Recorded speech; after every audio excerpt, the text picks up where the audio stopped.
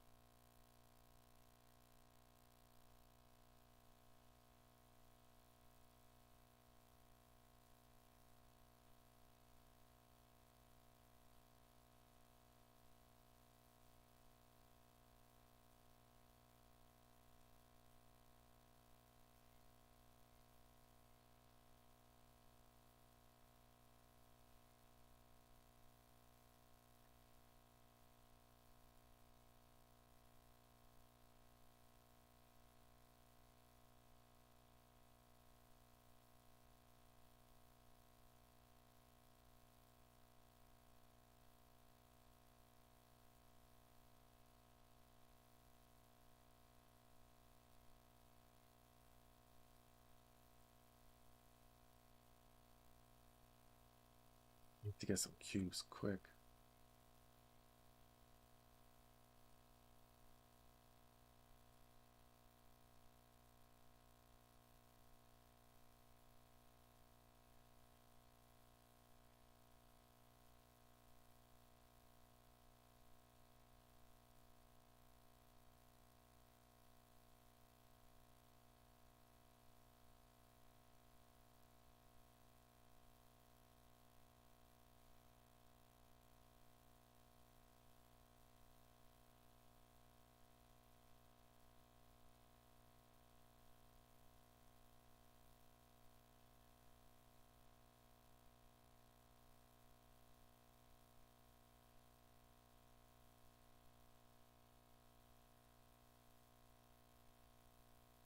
Alright, so we just need the A and the E key.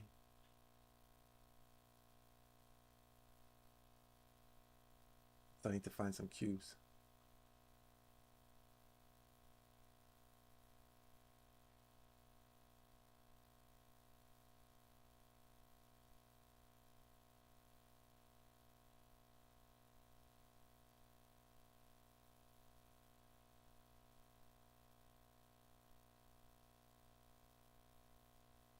Bro, I'm not finding no cubes this game.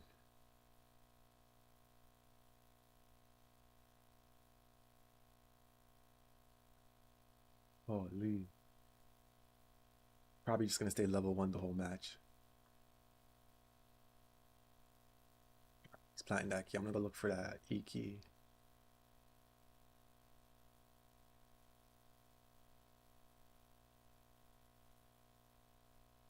No one's on these keys.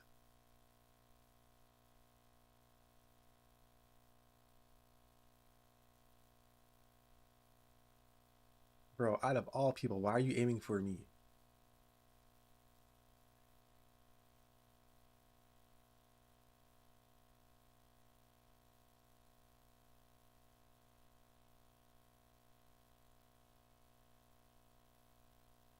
Where's our level 2? What's this guy doing?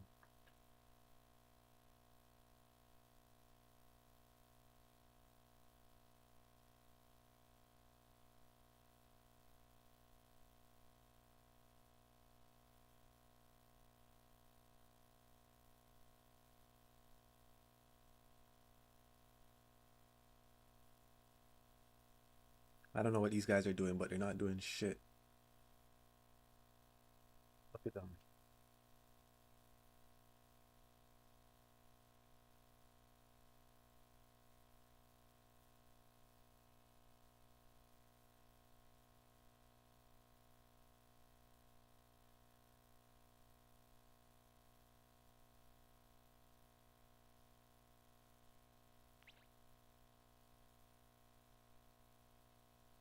have all the keys. Our level 2 got cooked.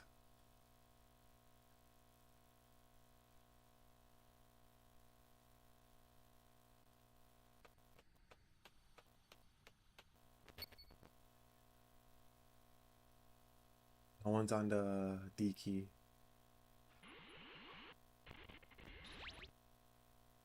And no one saved this guy either. Great.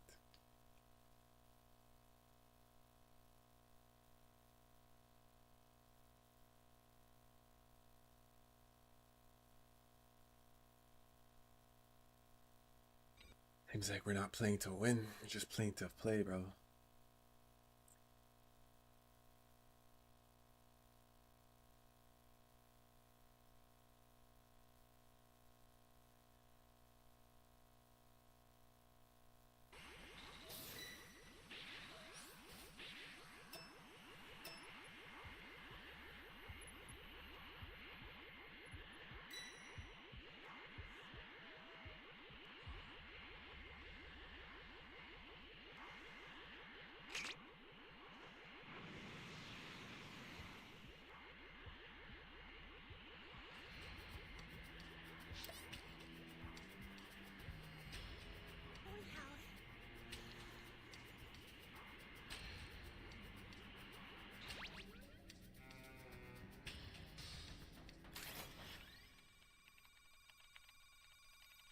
Oh, come on! There's nowhere for me to go.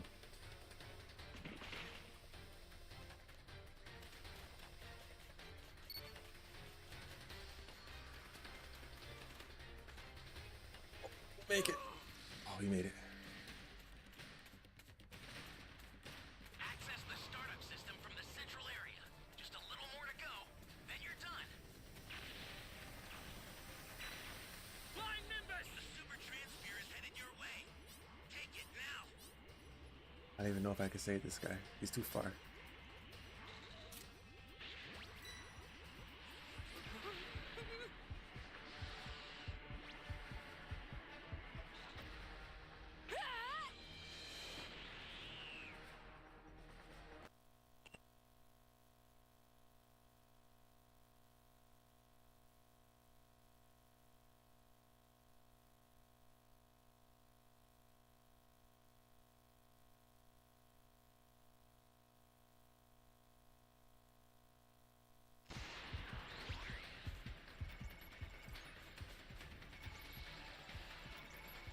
Oh, man.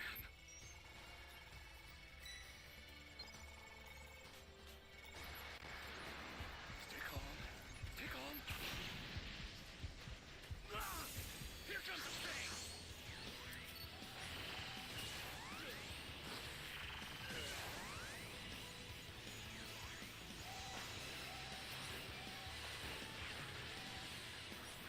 Holy hell.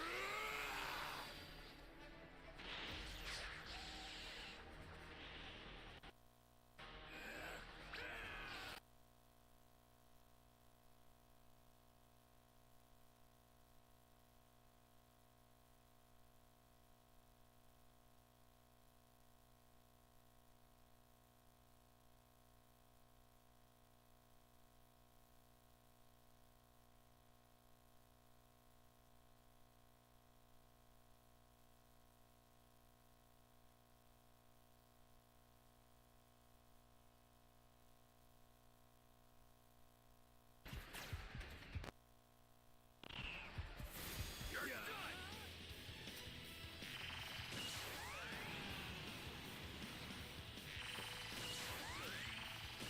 An ally needs your help. Stay calm. Stay calm. Rushing in. Ally down. If you intend to rescue them, watch out for enemies. I need to grab another soda. Flying Nimbus!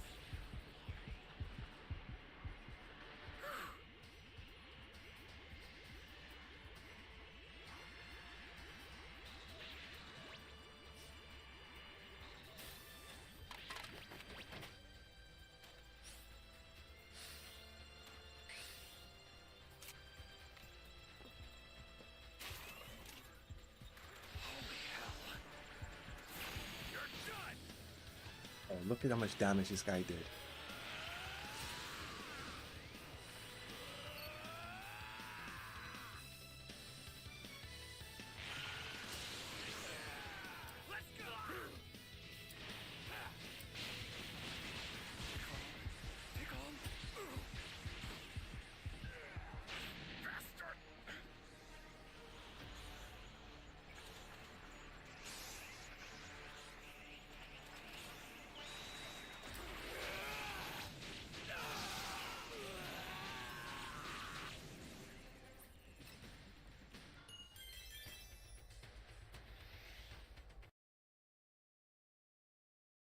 Look good, Vegeta, as we've always managed to go and find a way out of any given situation that we ended up finding ourselves within, but this time, I think that we may have went and met our match here because I haven't felt a monstrous power like this since fighting Murno, and we can't just go and back down now and have him walk right through us, because if we do, then you and I are goners, Goku says. And although I'm not really sure if that demon paralyzing technique of yours is going to work on him or not, but one thing that I do know is that we'll need to go and try to fight him together, because fighting him alone is bound to ensure our destruction if we do. And so now, what do you think we should go and try to do here, since we're running on borrowed time, Vegeta? And as I think that while he isn't looking towards our direction, we should go and get Broly and try to attack him together in order to go and see on how far we can go here, because anything other than having to combine our powers and using it against him, and we'll lose, as Vegeta went on to then quickly respond.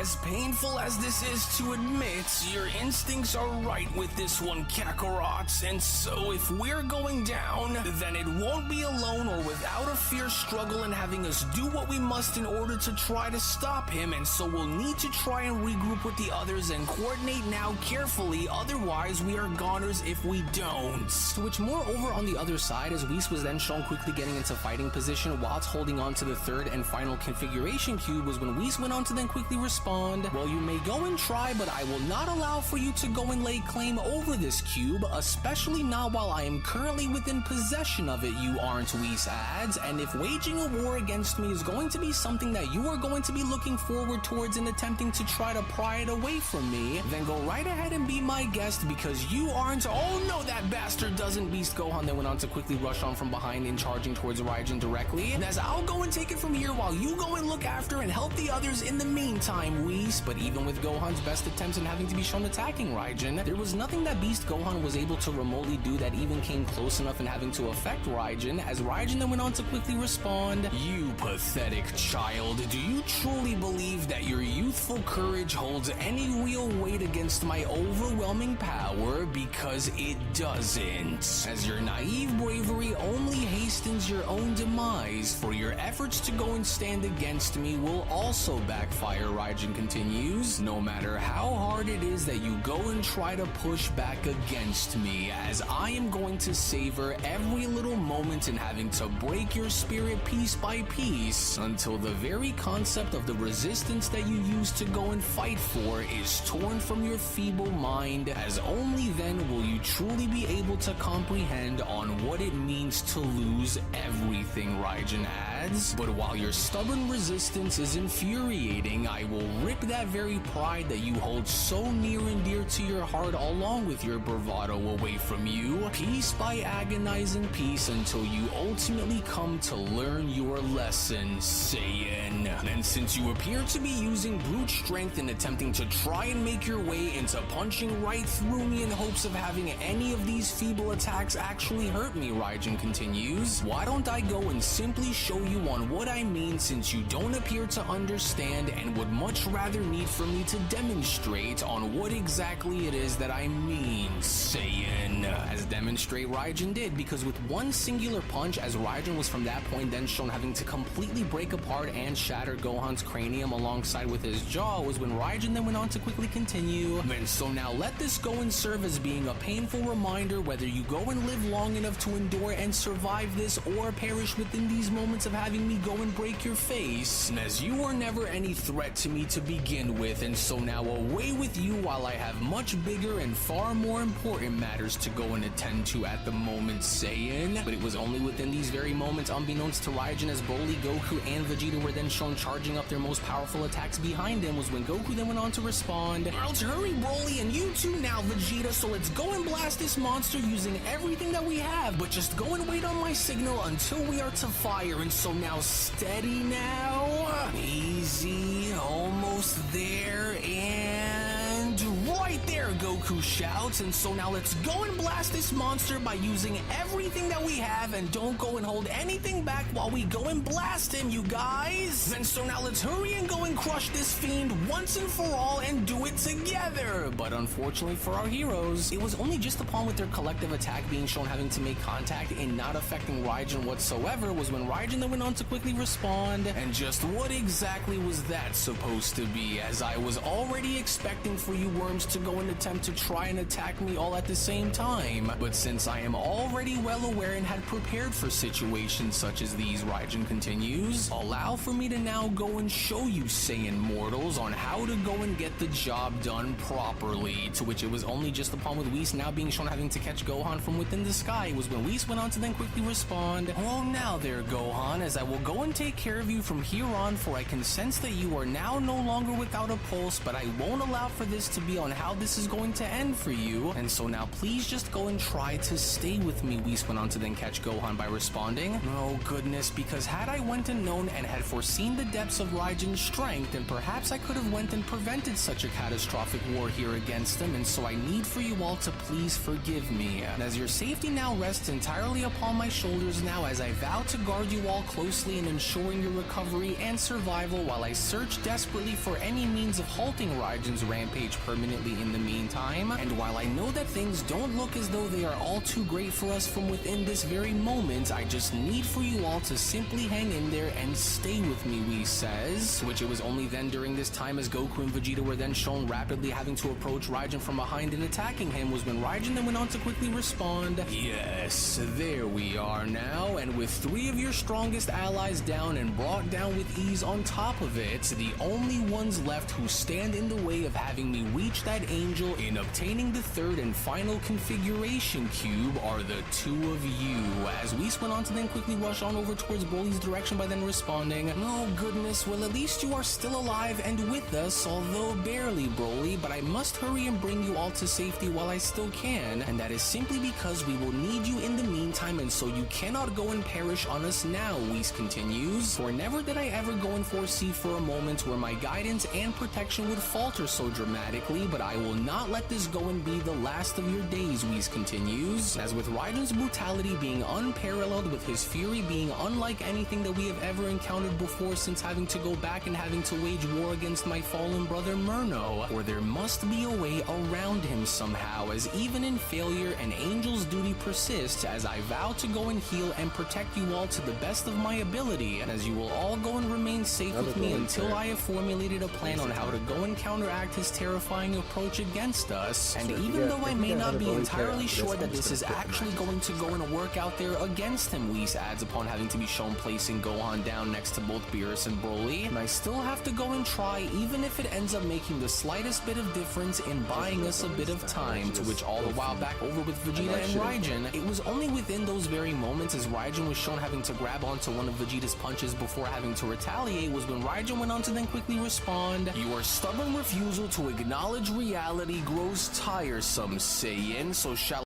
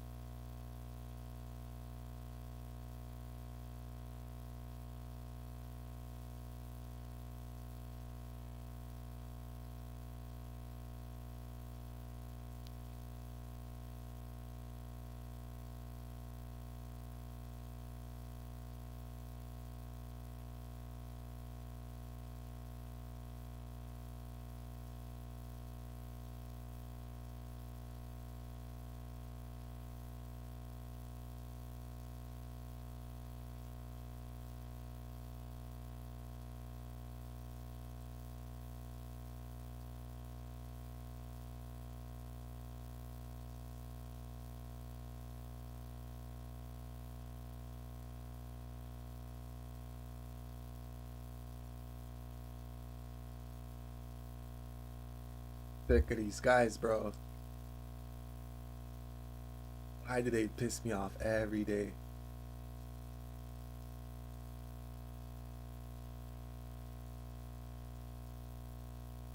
Hurry up and come over here.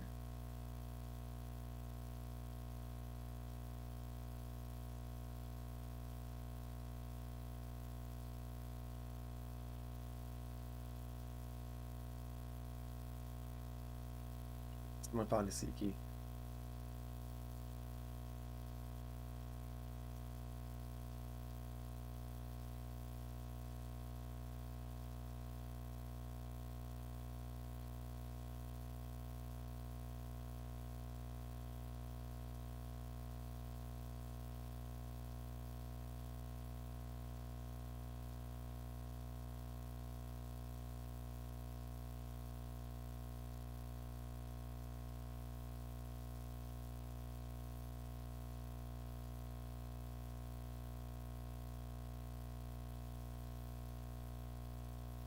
Why is everyone coming down here, man?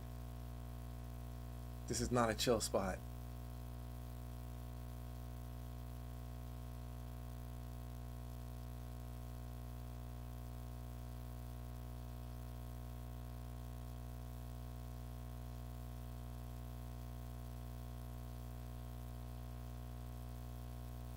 Alright, we need one more Dragon Ball.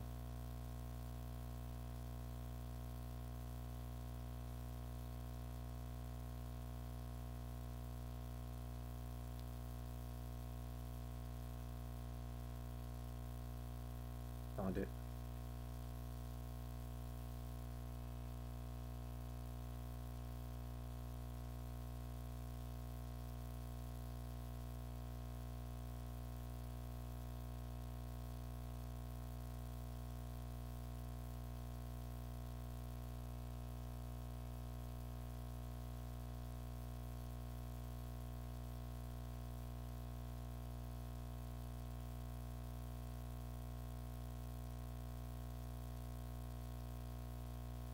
Oh, why this guy had to die in E? You couldn't die somewhere else, man?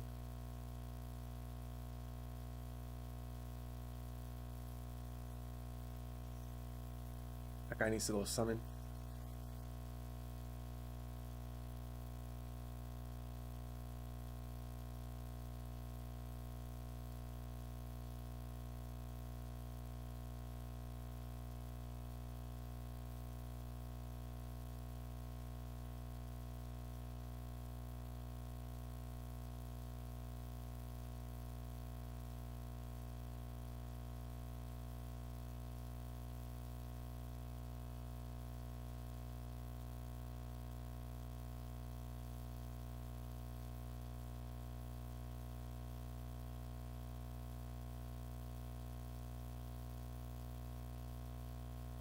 A little too late for that.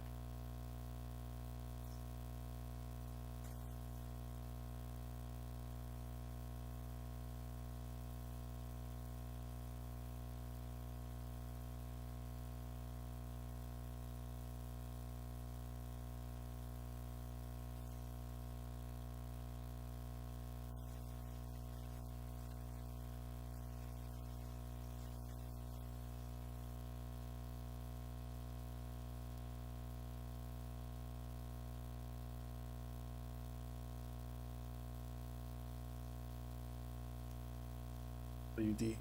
is on the time machine. Good job.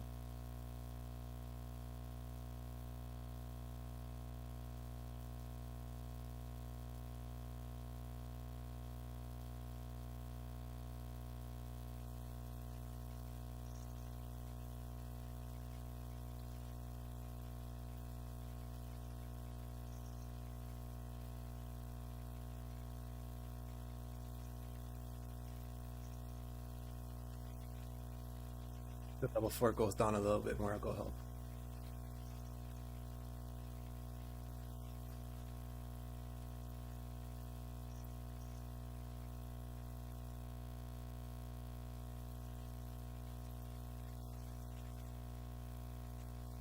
There goes a level 3.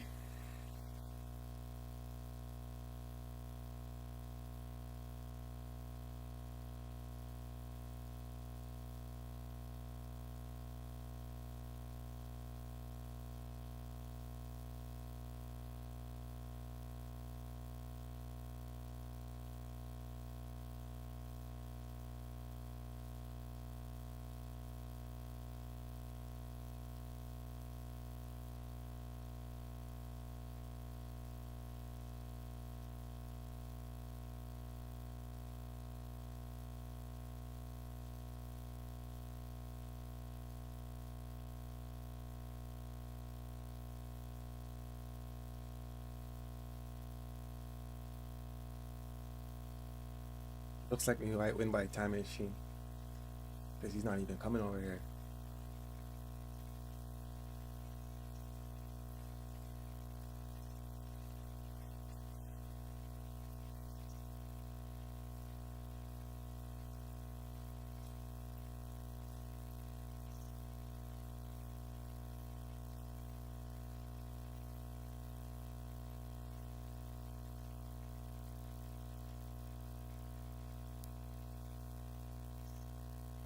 I guess this was an easy win.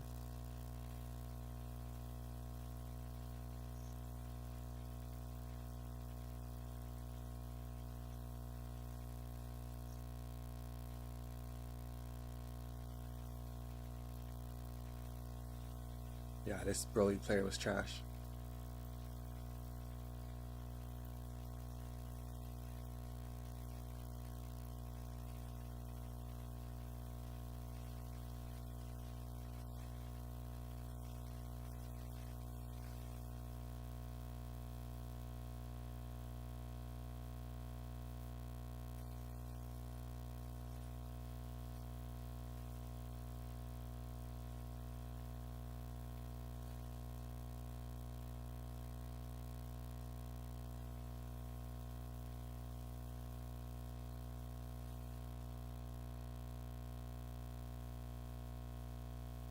I further go on to enlighten you so that way you can go and see it for yourself, Raijin questions, as the difference in our power isn't just a slight one, but it's rather staggering, infinite, and unbridgeable, and so if you still believe for your attacks to go and do any good for you and having to wear me down, then I want you to go and watch very closely, Saiyan Raijin continues upon suddenly being shown having to uppercut Vegeta in the stomach and completely having to shatter all of his ribs, as your durability is laughably insignificant and a testament to your delusions of grandeur, while my power remains largely dormant here against you mortals, and having it go and be reserved for moments of greater significance than annihilating a pack of prideful insects like you and your little friends, Vegeta. And as you should have known better, foolish warrior, for did your arrogance truly deceive you into believing that you could withstand my wrath and thinking that I had been bluffing about what it was that I had said? And as you are utterly pathetic, and so if you wind up losing your life in the meantime, then just know that this was exactly what you and the others had coming your way, in having to forcefully go and make you see the difference in between our power in the most brutal and painful ways, Vegeta. But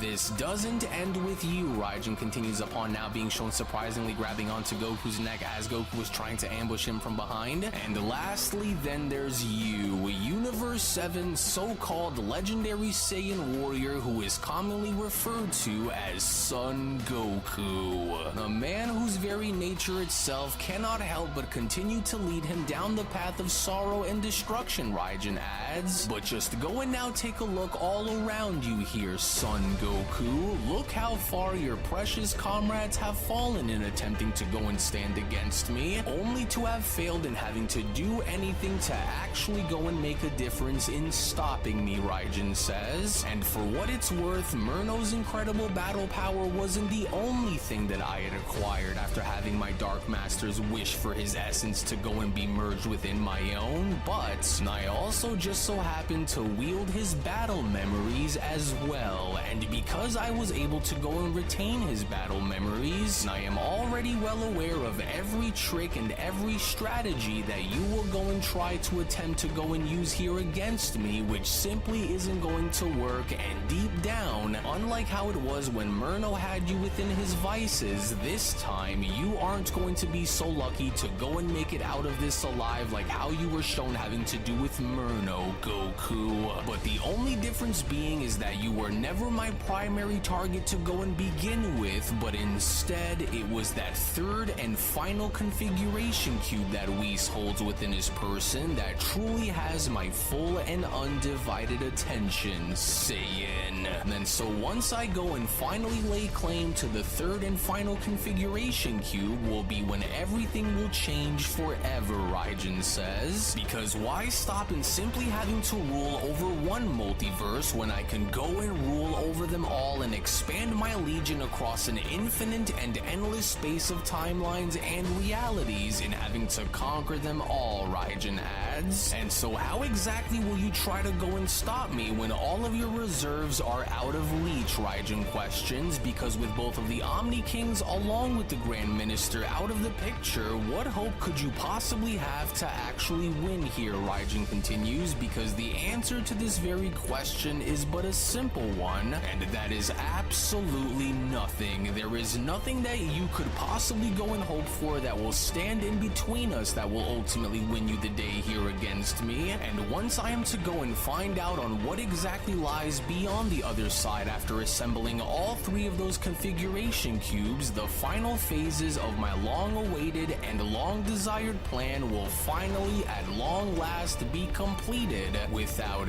any resistance.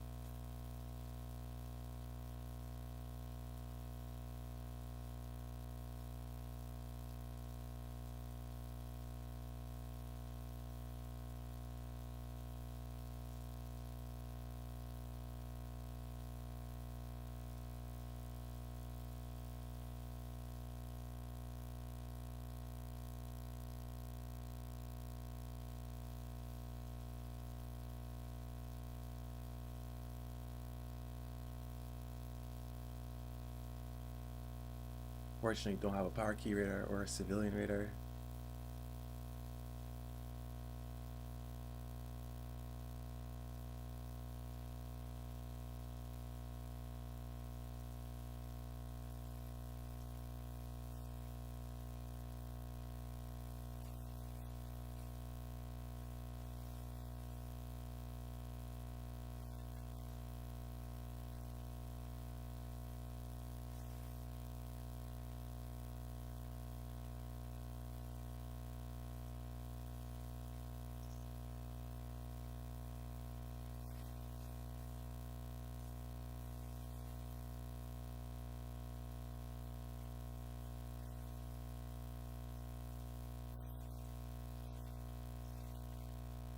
Or you have all the keys.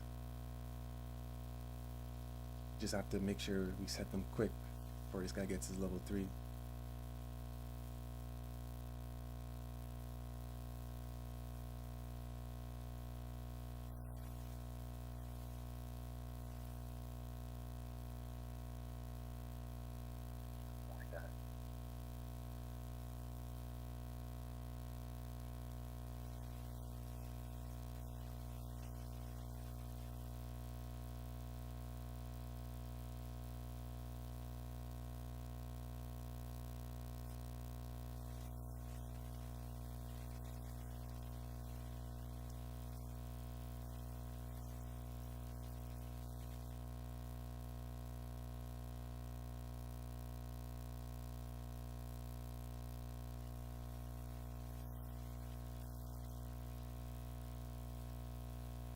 Where's my teammates, man?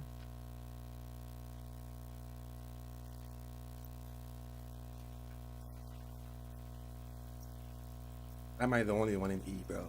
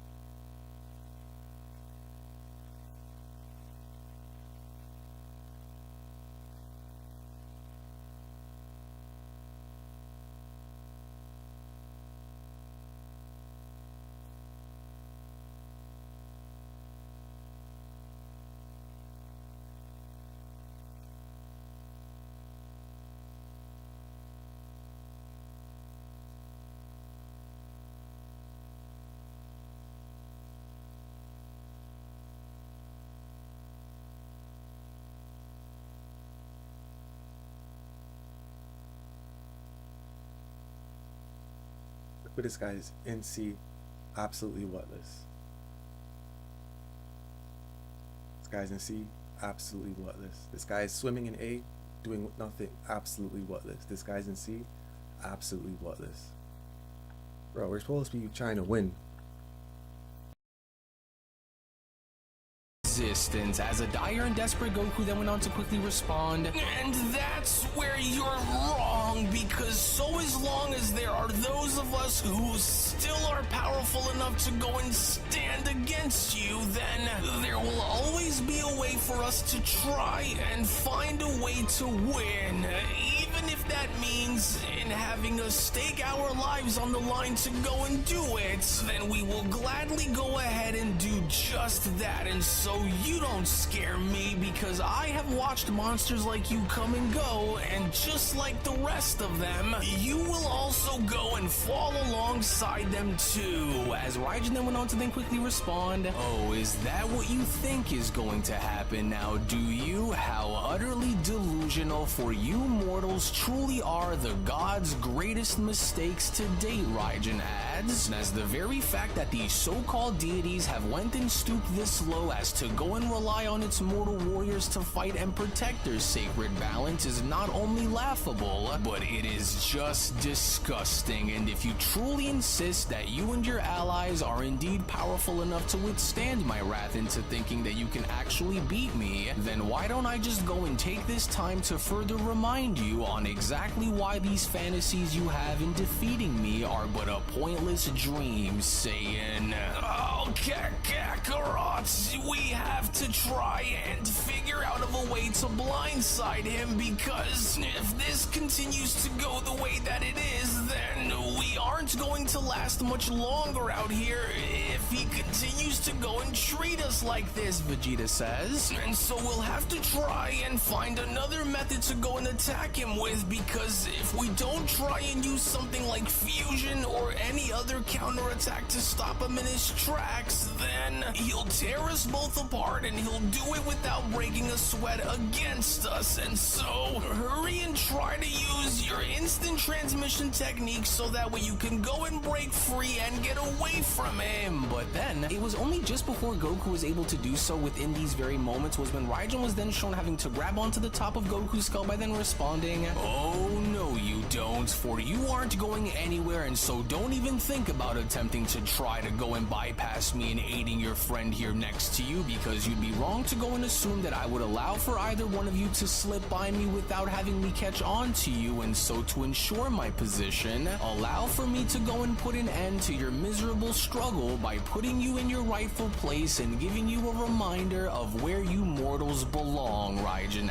adds. And as you leave this world and venture on over into the afterlife, just know that otherworld, along with every and all other realms beyond beyond the world of the living will soon be destroyed after everything is dealt with. As this notion of mortal camaraderie is as revolting as it is pointless to watch take place, but it's because of your very own actions in choosing to defy me is where the source of your suffering will stem from, Raijin says. And then while you insects have went and managed to amuse me for a brief heartbeat within these very moments, I grow tired of this charade since I didn't go and come here to test the might of your mightiest mortal warriors, but am rather here to go and erase them instead, Raijin continues, and so, it is due to this very fact for none of you could ever go and hope to try to do anything within your power that will honestly go and make a difference in this war out here against me, and since I grow tired of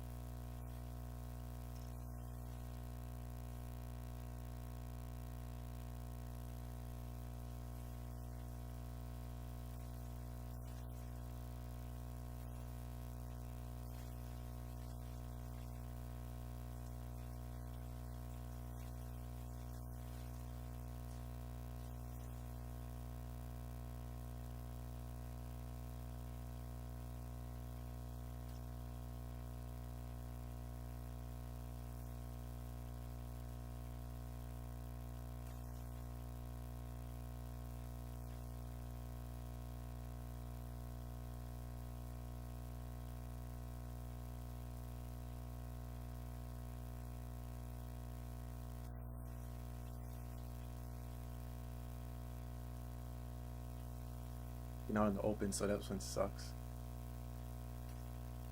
I just hold up if I can.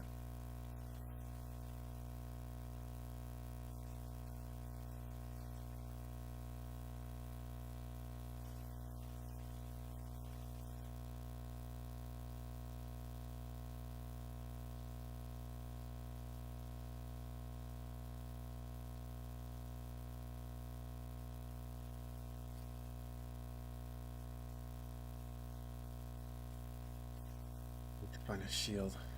or barrier, whatever it's called.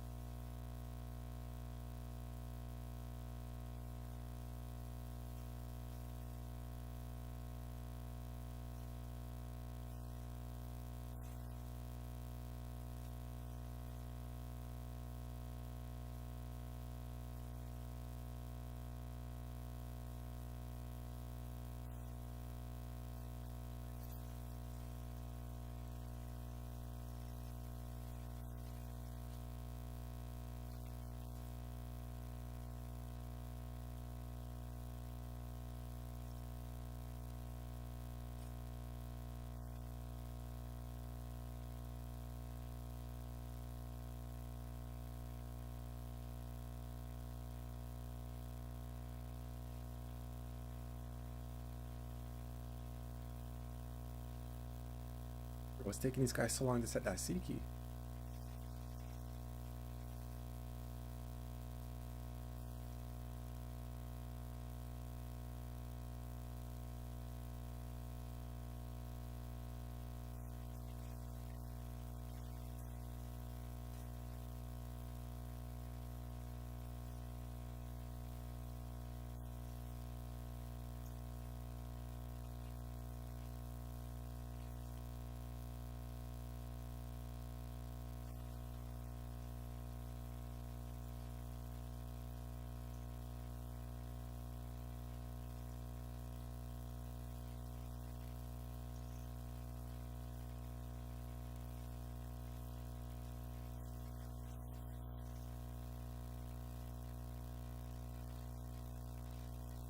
That'd be go help.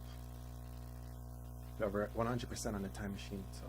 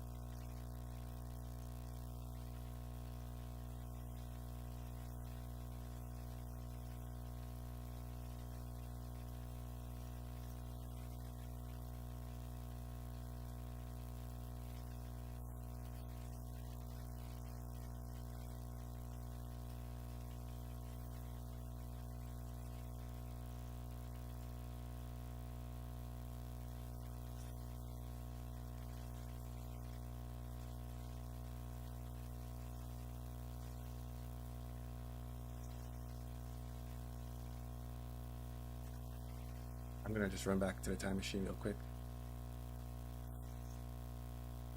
This guy's gonna get saved.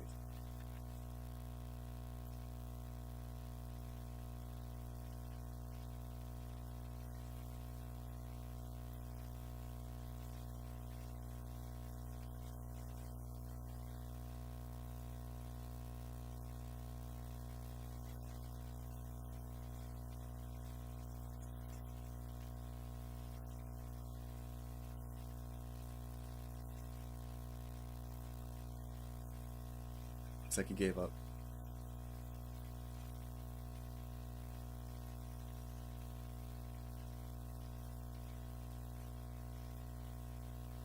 We're almost at 100.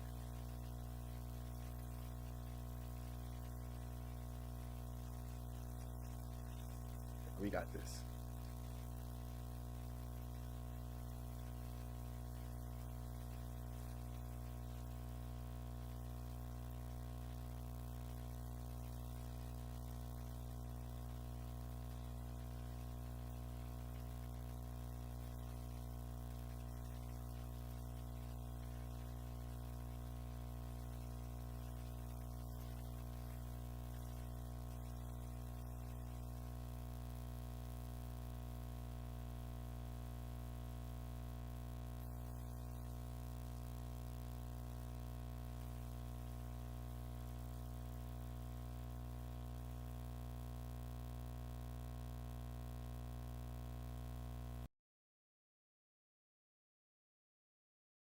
allowing for you insects to continue to try your best in regrouping and rounding each other up to go and attack me. No longer will I go and stand here and allow for any of that to happen, while my true calling lies directly before me in obtaining the third and final configuration cube, Saiyan. For you will go and perish in the name of failure with your face lying in the dirt where it belongs, as I am about to go and make you regret on ever attempting to go and attack me when you should have bowed. But then, it was only just before Raijin even had the opportunity to go and do anything to wipe out both Goku and Vegeta was when all of a sudden both Vegeta and Goku's body were then shown having to quickly vanish, as Raijin then went on to quickly ask, "And what's this? And just where exactly do those two think that they're wait, now I see, but of course." As those two didn't go and act on their own just now and having to go and attempt to try to escape me, but were rather rescued and saved by another. And if I had to go and take a guess, Raijin adds, "Oh, then I'd be right, for I knew that you'd go and try to attempt to make a move against me sooner or later, Whis," Raijin adds upon having to see a gigantic blast being shown having to slam right into him. "But attempting to go and bypass the inevitable was a mistake that I will ensure that you pay dearly for with your blood, you angelic wretch," as Whis went on to then respond, "Now while I may not have all of the time in the world here to try to go and get this going, I must hurry while that demon is distracted before he is able to go and find a way to break free, for if we are to hope to stand a chance against this beast moving forward," Whis adds, "then I may in fact actually have a plan that just might end up buying us the time that we need, and so let us see," as an angry Raijin was then shown being pushed back by then quickly responding, "Why, you rotten, pathetic little sneaky angel, I am going to make sure that you suffer slowly for ever daring to go and cross me in such a way like how you just did."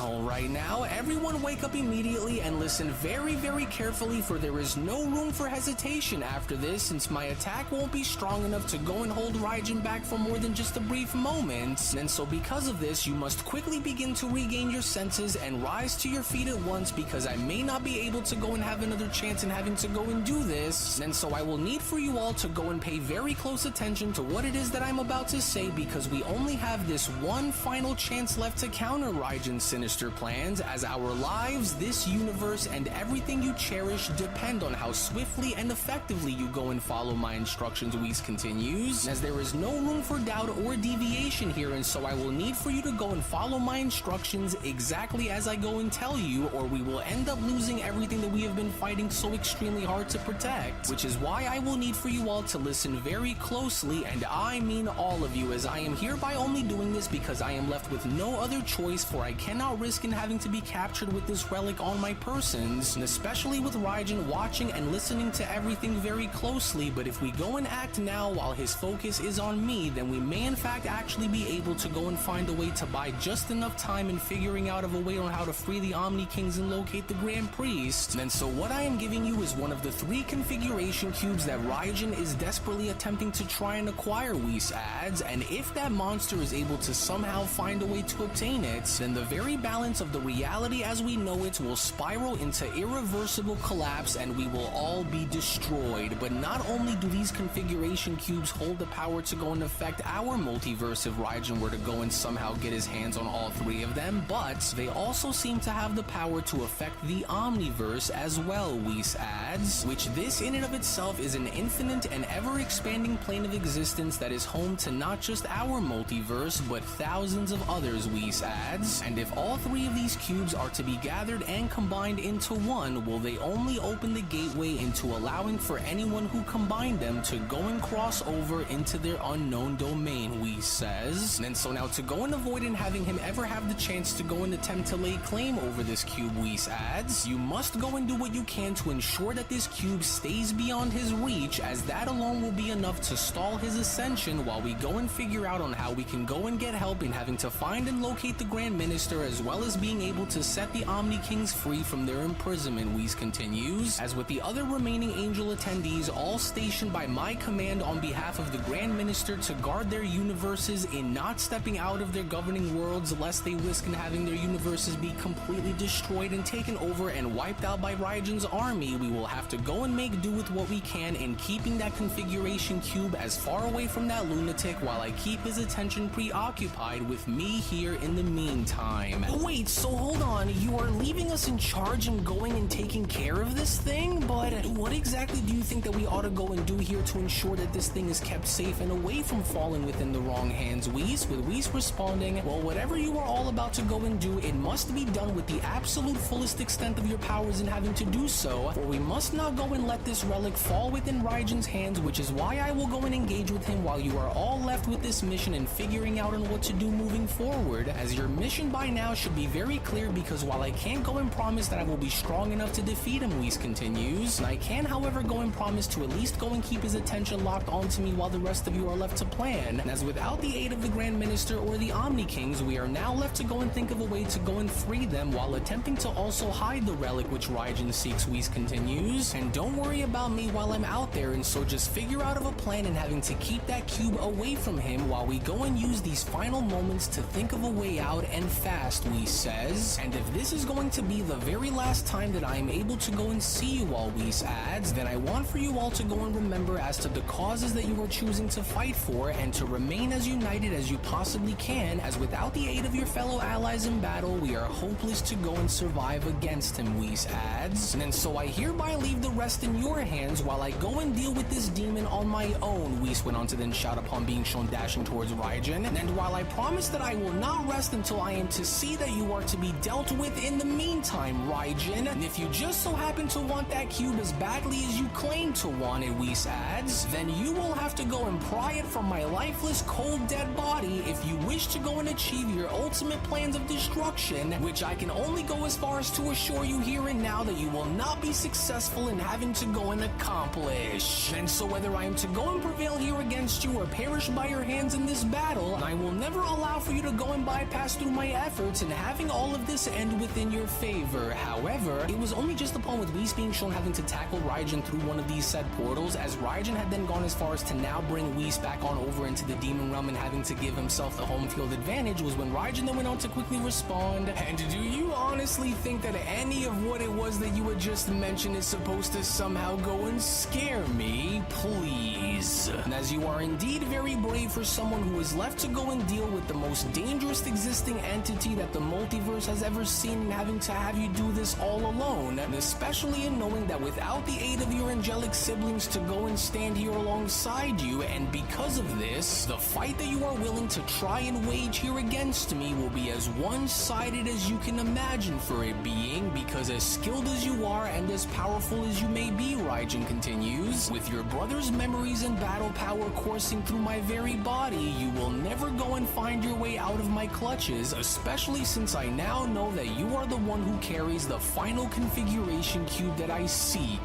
Whis. Because no matter how composed you remain and no matter how refined your tactics may in fact be, you are now left all alone and alone within my world while surrounded by darkness that is as old as time itself, and alone you will fall, because in the end your light will dim and your breath will slow, and once it's time for me to go and finally finish you, and I will proceed in having to go and do so without hesitation, as your soul will know the very meaning of despair itself, which will ultimately go and stretch far beyond anything that you were ever shown in having to go and experience before, Angel. And since you are nowhere close for me to go and refer to you as my equal in battle, Raijin continues, I will have you simply know that you are merely just the first fallen stone that signals the landslide to come, and as you will not go on to be remembered for how long you stood against me, but instead you will be remembered for being nothing more than just a sacrifice. As Whis went on to then check his surroundings by then having to say to himself, a throne area, so this must be where this demon mainly resides, and so I must be careful with how I choose to go and approach this, because anything can go and happen at any given time, especially as of right now, but there appears to be, however, something that I sense that is being restrained within Raijin's attacks. Whis went on to then make note of this by responding, as he appears to be channeling immense power, but also appears to be caging it deep within himself as well. But why is the question? For is it possible that he is maybe perhaps caging his true power deep within himself, or perhaps maybe a weakness of some kind that I have yet to explore on the surface? And as whatever that strange feeling was that I had just sensed, Whis went on to continue upon being shown dashing towards Raijin, and it must be something that I have to try and exploit by dragging it out and onto the surface, because if what I felt was perhaps some kind of a weakness, then I must hurry to go and try to do the best that I can in getting down to the bottom of learning of this monster's weakness immediately. Well, as sure of yourself as you may go on to appear to be, you should already also be well aware that we angels will not go and crack so easily under the pressures of such battles, no matter how powerful the opposition appears to be, which that just so happens to go and include you, for you are nothing more than a bloodthirsty parasite who will ultimately fail in their attempts to obtain what he is seeking, and deep down, you absolutely know for this to ultimately go and be true, as Raijin was then shown having to laugh and deflecting Whis' attacks by then responding, "Oh, is that so?" Raijin responds, "And that's where you're wrong, because while you may assume that my fate is to be decided by having me fall just as those who have fallen before me, my fated destiny, on the other hand, will not go and be decided by the likes of any of you, simply because you are all out of time and all out of solutions in doing anything that will truly make a lasting difference here against me in this battle, and as your endurance may keep you standing for now, Angel, but it cannot halt the inevitability that I have become and grown into, and because I can go and see right through your tactics, I am now able to understand that you seek to exhaust me." Raijin continues upon Whis being shown spitting blood within his hand, upon also being shown having to oversee thousands of demons making their way all across the multiverse. And as I can begin to now see that you are looking to go and bleed me dry inch by inch, but you cannot hope to outlast what simply does not wish to be extinguished, Angel. For you believe yourself to be clever, Whis, but cleverness without an overwhelmingly stronger force to help back you is nothing more than an annoyance. And quite honestly, Raijin continues, I have grown very tired in having to go and deal with such weary annoyances, for you mistaken the demon realm's shifting tides as a sign of your influence, when in reality, this very realm along with everything inside of it bends its power to my very will, as it continues to go and feed in strengthening me, and so for every second that you remain here, Raijin continues, will you only go on to nourish the very force that you seek to destroy, and if you still wish to not go and believe me, Raijin says, then I will be more than happy enough to go and demonstrate to you by showing you on exactly what I mean.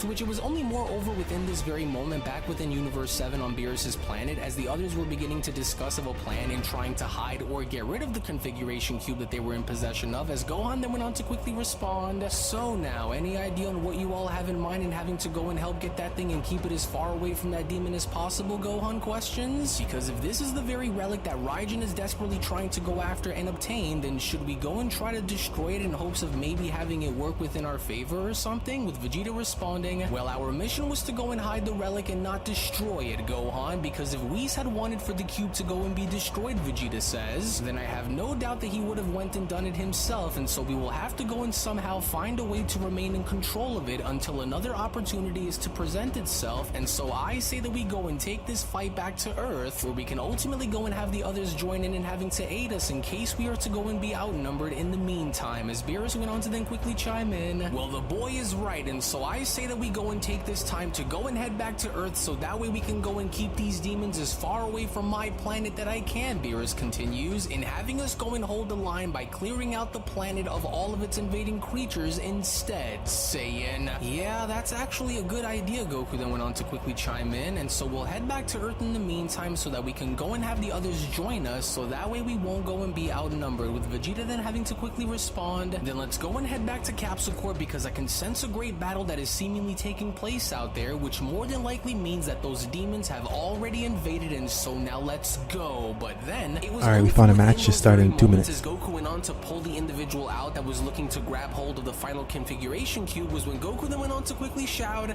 No, you don't, and so nice try, but we aren't going to be letting you demons go and get your hands on this cube that easily. Hey, wait a second. Kibi, is that really you?" With the frightening demon Kibi having to then respond, "Wait, it's me. No, Goku, just stop. It's me. It's Kibi. So don't attack me and just calm down, please. For I didn't go and come here with the intention to cause harm onto you, but to rather go and find and address you in matters that involve both Raijin the Dark Masters and that strange cube that Raijin appears to be looking for, and so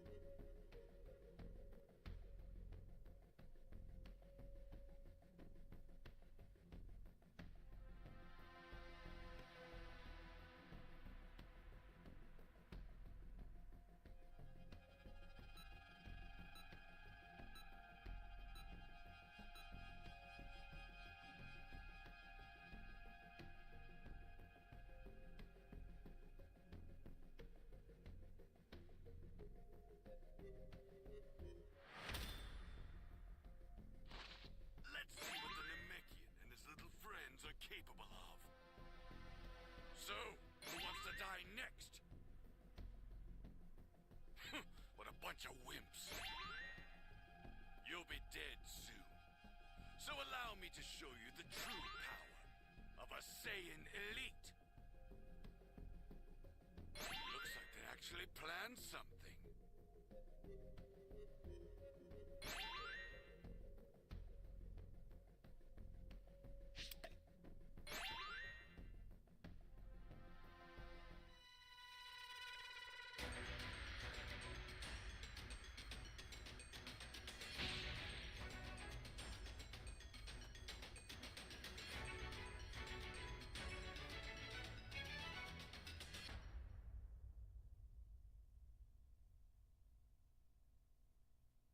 Can you hear me? It's Trunks.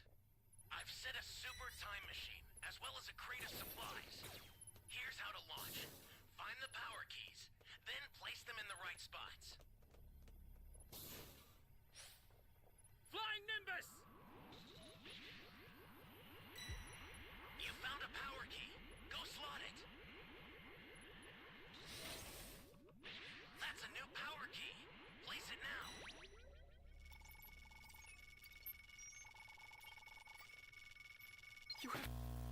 Guy's a level 40, so it might be an easy match.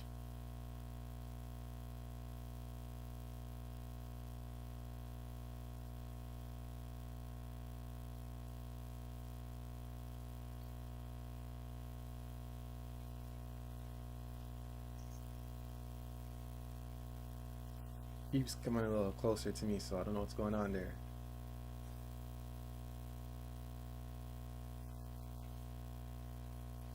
I do find that suspicious.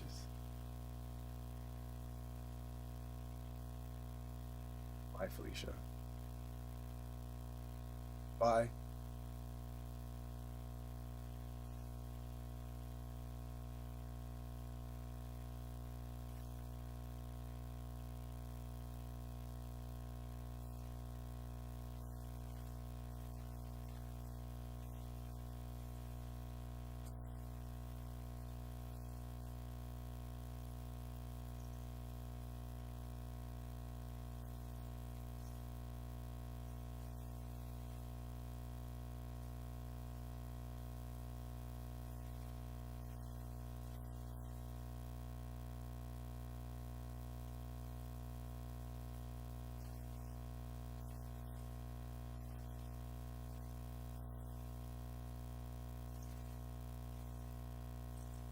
Yeah, power key radar.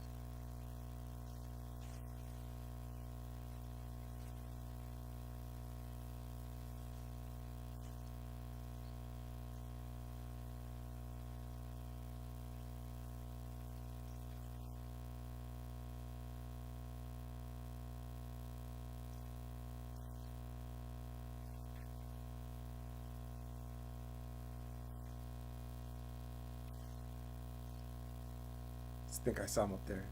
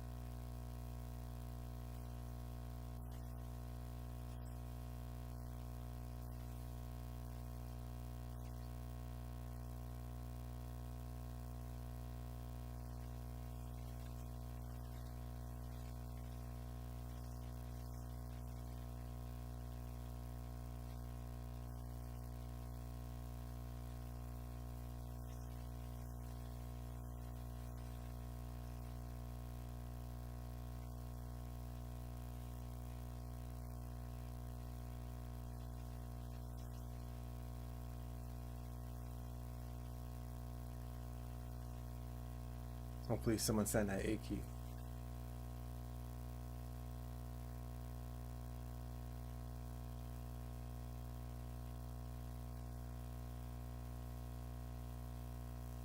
Still have a level 0.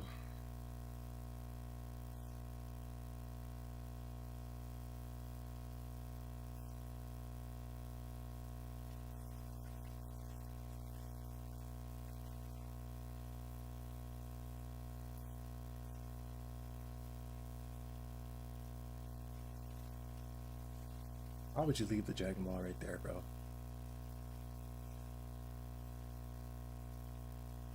Just put it in X or something.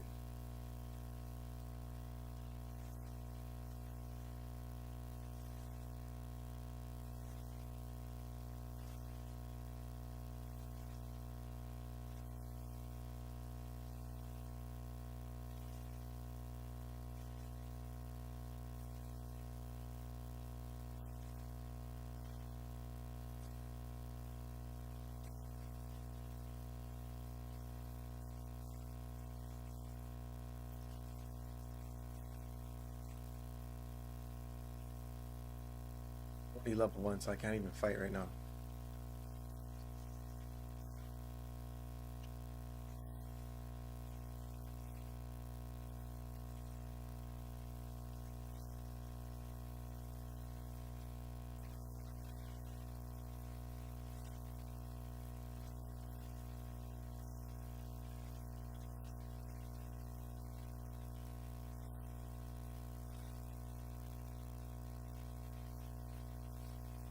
To hide, bro. I lost him though.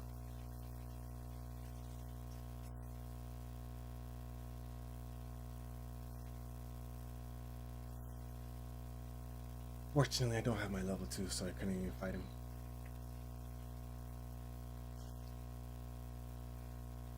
Yeah, I'm a level 2 right now. No sodas. No one's on the time machine.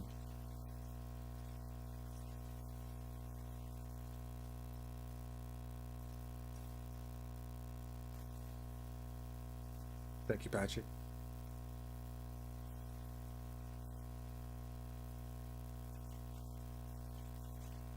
Alright, so we have 6 Dragon Balls.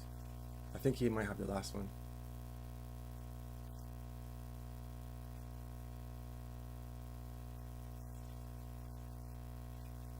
And the supplies chunks.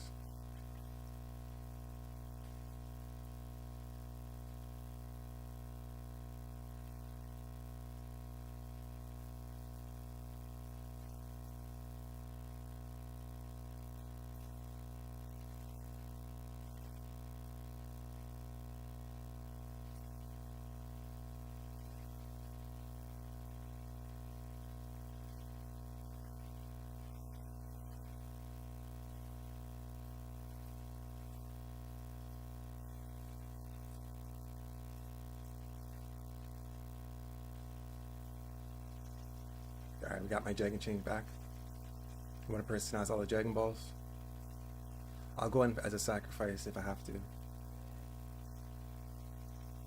he goes to the time machine, I do have the Flash of Rage.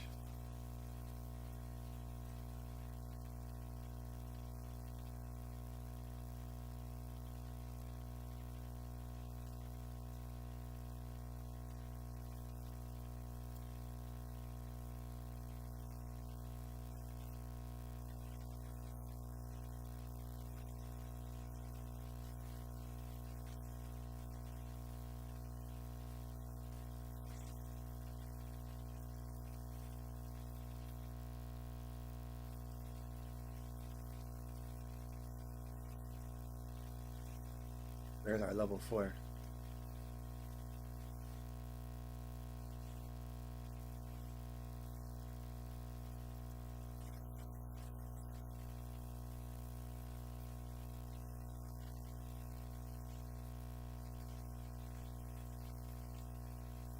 Keep him off the time machine.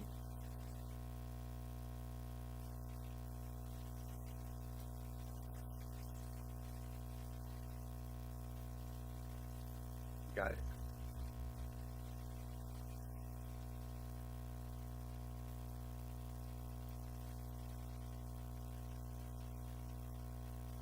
We're getting some wins today still. We're just losing against Broly, but I got one win against Broly. But we got some wins today.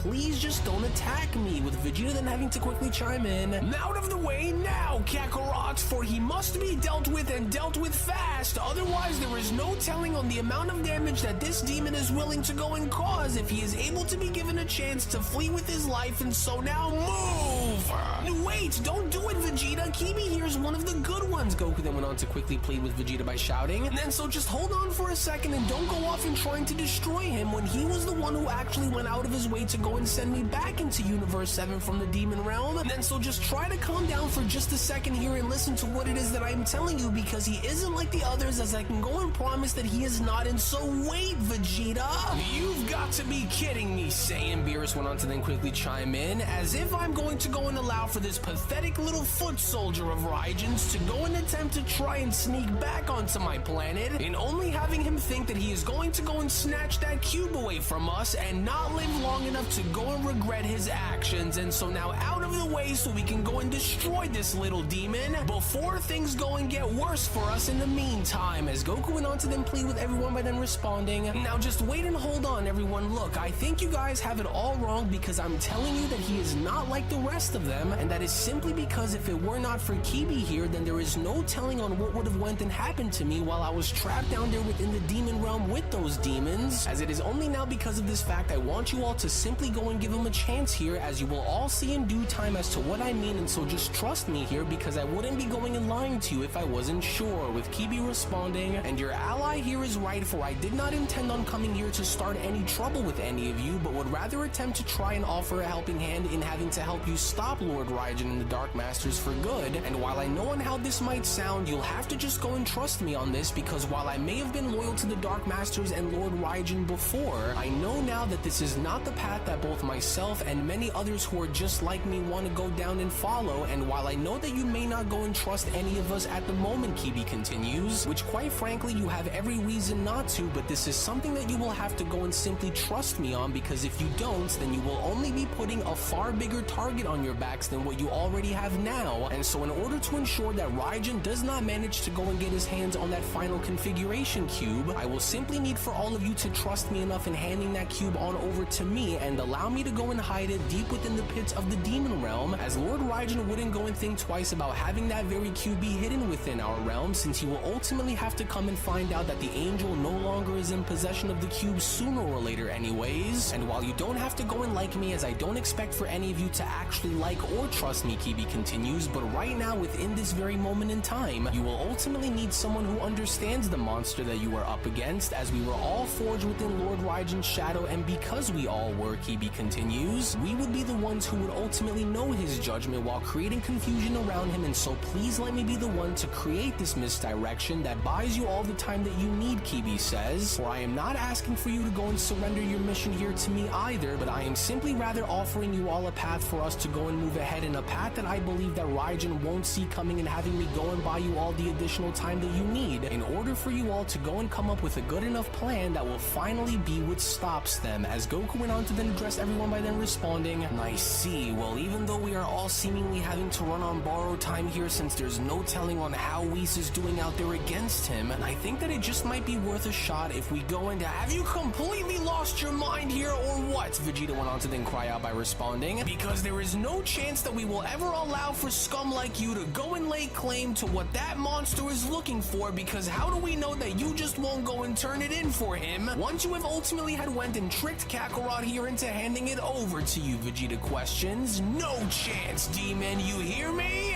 And so even if what Kakarot says here about you is to be taken as truth, Vegeta continues, then how exactly can the rest of us be so sure in having to trust you when this could all simply be a ploy in having to get this cube on over to your dark leader once you have simply went and having to go and convince us in handing this over to you? With an annoyed Kibi then having to quickly respond, well, even though I may be a demon by blood, that doesn't mean that I agree with what the Dark Masters and what Lord Raijin are doing in having to create chaos all throughout the multiverse, including within the demon realm itself, which is why I will not go and allow for you to go and talk down to me as if you somehow have went and convinced yourself in believing that you know me better than I know myself, Saiyan. And as my survival depends on his failure just as much as yours does, and if I truly had intended to go and betray all of you, Kibi continues, then I simply would have just kept Goku locked away within the abyss instead of having to go and risk my existence to help bring him back into this world and save him, and by that very extension in having to go and save all of you as well, with Goku having to be here to help you, Kibi says. So even though I am not asking for you to go and believe me, what I am asking for is to have you trust me, as I wouldn't go and be doing this and risking my life in opposing the Dark Masters and Lord Raijin, and if I simply didn't believe in my heart that what they are currently doing is going to result in the utter destruction of us all if they aren't stopped, with Goku then having to respond, listen to me, because while I know on how you feel and would normally be right there with you and questioning every move that he makes, but Kibi's right about everything here, Vegeta, as this just might be the only real chance that we've got to buy ourselves some time, and so we can't afford to just go and throw it away just because we're not used to going and trusting someone like him, Goku adds, to which if Kibi is willing to go and risk his life so that we can go and buy some time and having to stall Raijin for just a little while longer, Goku continues, then we will simply have to go and take his word for it and take these moments while we still can in trusting him for the sake of protecting everything that we have been fighting near and dear to uphold, Vegeta. And so now I don't know on what exactly you have planned here, but I trust that you will go and do what needs to be done in order to go and hide this cube and keep it as far away from him that you possibly can, Goku says, while the rest of us go and having to figure out on how we can possibly go and set the Omni Kings free, along with helping find the Grand Minister and the others. And so here, Goku says, go and take this and defend it with your life, because while I may not know on where you are going to be going and taking this cube, whatever you end up doing, just make sure that he isn't able to grab hold of you and having to go and rip that cube away from your possession, Goku says. And so I am trusting that you will go and keep this safe and away from Raijin for as long as you possibly can manage to go and do so, while me and the others in the meantime go and try to think of a way in having to go and use this to our advantage, so that way we can go and finally put an end to all of this once and for all. And so be careful, with Kibi responding, well, thank you very much for putting your trust in me to go and keep this safe and away from Raijin's ability to go and obtain Son Goku. And as my only worry from this point moving forward is that I don't wind up in having to disappear like how many of the other demons have went and disappeared via some kind of a random bottomless dark portal that had appeared beneath them. And so I will do what I must in order to go and ensure that this works, with Gohan then having to chime in, hey wait, and so when you say things like they just went and disappeared without a trace after being dragged under by some kind of a random bottomless portal, then you are meaning to tell us that this wasn't a direct result in having these demons simply return back into the demon realm, Gohan questions? Because if they themselves are not responsible for such a thing, and if Raijin or those Dark Masters aren't either, then what exactly is? With Kibi responding, well, I don't really know as to who or what is causing for such a thing to go and have happen, but something is going on that warrants our attention, and since Lord Raijin is the massive roadblock that is preventing us in having to learn about the truth of what is truly going on, along with having him pose as being the greatest risk to all life across the multiverse as we currently are to go and know of, I will go and do what I must. And so while there may not be enough time for us to go and get down to the very bottom of how we are to go and prevail here against them, Kibi continues, and I will further go on to offer you my helping hand in battle later if you need for me to go and do so, as I am first to go and make my way back into the demon realm into trying to go and hide this cube before I am spotted by anyone, which is a gamble that none of us here should ever be willing to go and take, Kibi continues. And so I will go and return to you all once I have successfully hidden this relic, because one way or another, whoever holds this cube on their person, Kibi adds, will ultimately end up in having to be targeted by Lord Raijin, regardless of who in fact may actually end up holding it, with Goku then having to respond, well, we're counting on you and trust you with this, Kibi, and so please don't make us regret in having to go and do this, because this is our one and only chance to go and do what we can to stop this, as we are going out of our way to go and place our faith within you, and so just try and stay in contact with us if you can without you having to be spotted in the meantime, with Kibi being shown having to turn around by responding, well, I will go on to do everything within my power to create a strong enough distraction so that Lord Raijin and the others are left with confusion whilst assuming that you are all carrying what he is looking for within the moment, as even though it won't be as easy for me to simply go and contact you directly by simply having to go and click on a button or reading your mind and giving you an update, Kibi adds, but I will instead go and try to come back into your world by joining you in this battle against the Dark Masters and Raijin once I am able to go and find a good enough place to go and hide this cube from having them discover it, Kibi continues, and so we will go and stay in touch for the time being, but just please try to stay alive in the meantime, because if the rest of you are all to fall, Kibi says, then so falls our entire plan, and so for the time being, remember this message and good luck, Universe 7, as something within that very moment then began to dawn upon Goku, as Goku then went on to quickly address this to himself by then responding, wait a minute now, hold on, Goku then went on to proceed to say to himself upon being shown having to remove his fingers from his forehead, could that really end up being the key that will ultimately help us to finally go and put this madness to rest? Because although it's been quite a while since I was last seen having to wear it, maybe it's still there somewhere if I didn't already lose it, and that is simply because if it is, then that is exactly what I will need that will help us break free and win, Goku says, with Vegeta then having to chime in, what's the holdup, Kakarot? Are you coming back to Capsule Corp with us and having to go and hurry and join the others and seeing on how bad the damage is that's been caused by those demons back on Earth, or are you simply going to just stand there and daydream all day because we're running out of time, with Goku being shown having to turn around by responding, and actually on second thought, you guys go and make your way back to West City and I'll go and regroup with you all shortly after, since I just so happen to have remembered something really important that could actually be what saves us all, but in order for that to truly become a reality, Goku continues, then I will need to go back home first in order for me to go and check on something, as I will ultimately go and join you all soon once I'm able to find it if I can, and so now don't worry about me and let's just stick to the plan that we have so far in order for us to go and make sure that nothing goes wrong in the time that I am gone, and so I'll just go and meet with you all a little later on once I'm able to see if I still have it, with Beerus then having to be shown chiming in, are you crazy? And just what exactly do you mean by having to just go back home and meet with us a little later on, Saiyan? And as what could possibly be so important to you that you feel the need to go and rush back home instead of having to join us on the front lines and wiping these creatures out once and for all, Beerus questions, and as I'm willing to go and bet that it's food now, isn't it? For you're going to go off and stuff your face first and you don't want the rest of us to find out, is that right?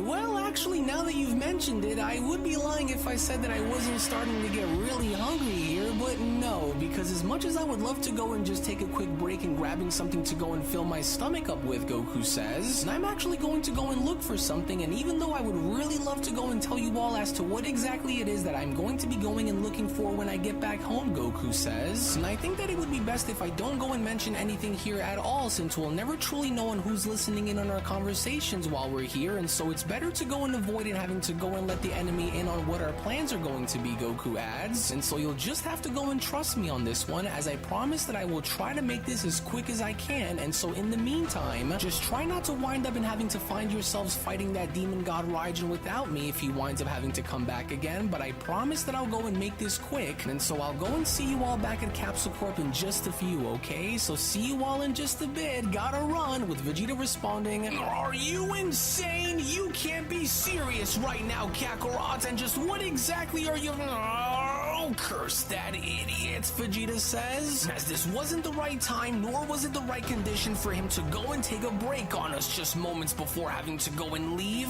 as you better not have went and lied to us and actually have some kind of a plan here, Kakarot, or else you're going to wish that you hadn't went and just left us now, with Beerus then having to chime in, well, what's done is done and the idiot's already left, and so it's best for us to go and take our leave back to Earth now before more of them start showing up around here, Beerus adds, which which I'm already beginning to get extremely sick of, and so now let's hurry it up and trust that this idiot Goku knows what he is doing and didn't just go and leave us for nothing, with Vegeta having to then respond, "Oh fine, then we'll hurry it back and trust that he'll go and return to us with some kind of a strategy, because while we go and head back to Earth, there is no telling on what awaits us once we arrive, but once we do, then trust that it's open season for everyone who isn't aligned with us, and so that means as soon as we go and touch down," Vegeta says, "don't go and hold anything back, and so let us do what it is that we have to go and do in order to go and make a statement known loud and clear, and so now grab on and let's go." Here now, Kaima, are you okay? For there couldn't have been any other way in having to go and detect that mortal from approaching us, because had he been spotted just seconds prior, Kyrax adds, then I have no doubt that he would have ultimately had been taken down before being given the chance to go and strike. And so what exactly do you think our next move is going to be? With Kaima responding, "Well, our one and only main objective here is to go and make sure that they are all destroyed, no matter what it is that we will have to go and do in order to make sure that this happens, Kyrax. But even now, while I observe these creatures from below, we may not be able to go and get very far with the Namekian here to help aid those androids in battle, and so we'll need to come up with a strategy." As Piccolo went on to address the androids by then responding, "So what exactly do you make of those two down there? Are you actually able to go and take them both down, or would you need for me to go and buy you both a little bit of time while you go and figure out on what you can do to try to go and stop them?" With Ultra Android 17 having to then respond, "Well, they aren't stronger than how we are at this point in time. However, whatever they possess in terms of being able to wield paralyzing techniques," 17 says, "just might end up causing a few issues here for us, but nothing that we won't be able to go and handle, and so we should go and take this time to try to attack them now before they wind up in having to go and try to do what they just did out here to us again." To which it was only just as the demon scientist Sugami was then shown having to appear was when Sugami then went on to address Kaima and Kyrax by then responding, Now, fellow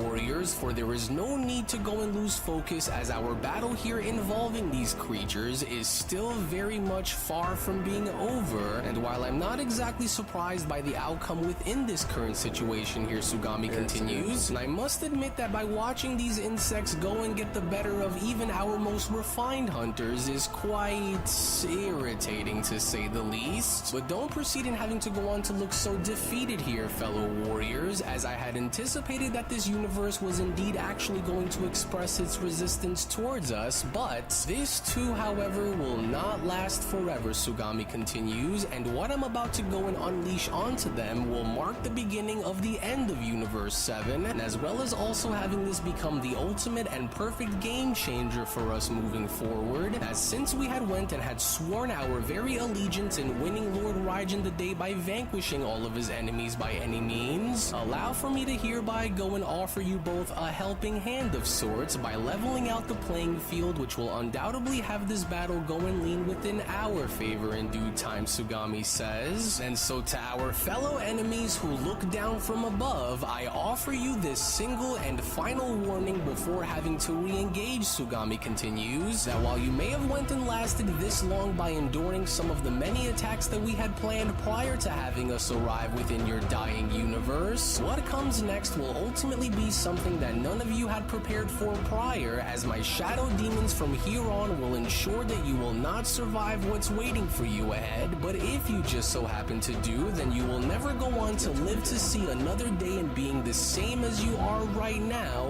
ever again," Sugami says. "And so prepare for the worst, because this is where the tides will suddenly begin to slowly change within our favor. And so I would go and think twice about what you are all about to go and get yourselves into here if I were you," Sugami continues, upon now having to see Shadow Demon Vegeta and Shadow Demon Piccolo rise up from the ground, because my Shadow Demons aren't going to be as easy to go and take down as you would all like to assume for them to be, and on top of it all, there is but far more to these Warriors of Darkness than meets the eye, and so if you expect for this to end within your favor, then I regret to have to inform you all that it won't. But you don't have to simply go and believe me, as you will all come to see this for yourselves," as Piccolo went on to then shockingly respond, "Whoa, What? Please tell me that I'm seeing things down there or anything, because is that Vegeta on the left and me on the right? So these are what those shadow demons look like that are based around the ones that Goku had mentioned.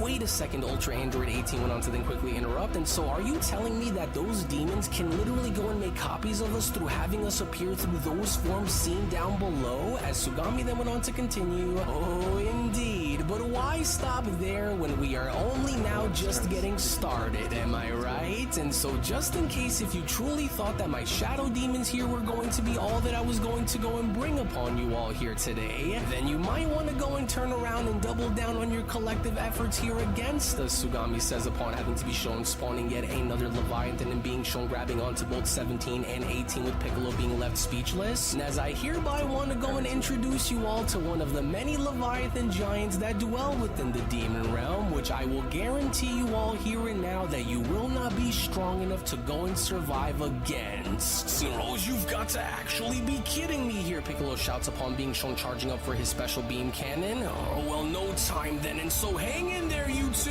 I'm going to try to go and blast you both out of that thing's vice grip, but I may need a minute or two here just so I can go and make sure that this will... No, I don't think so here, Namekian and Sugami went on to quickly interrupt upon having to see Shadow Demon Piccolo attack Orange Piccolo in the sky, because as you could see, Vermin, Lord Raijin had made sure to go and double down by ensuring our positions across the multiverse, and having to go as far as to ensure that we are successful here within our missions, and it's because I am willing to go and stake my life on the line in order to go and make sure that Lord Raijin's will is to be done without having us fail, Sugami continues. No matter how many of you go and decide to try to stand within our way, you will ultimately be met with fire and death along the way, and as I don't intend on going and letting Lord Raijin and the Dark Masters down, no matter how far I will need to go in order for me to go and prove it.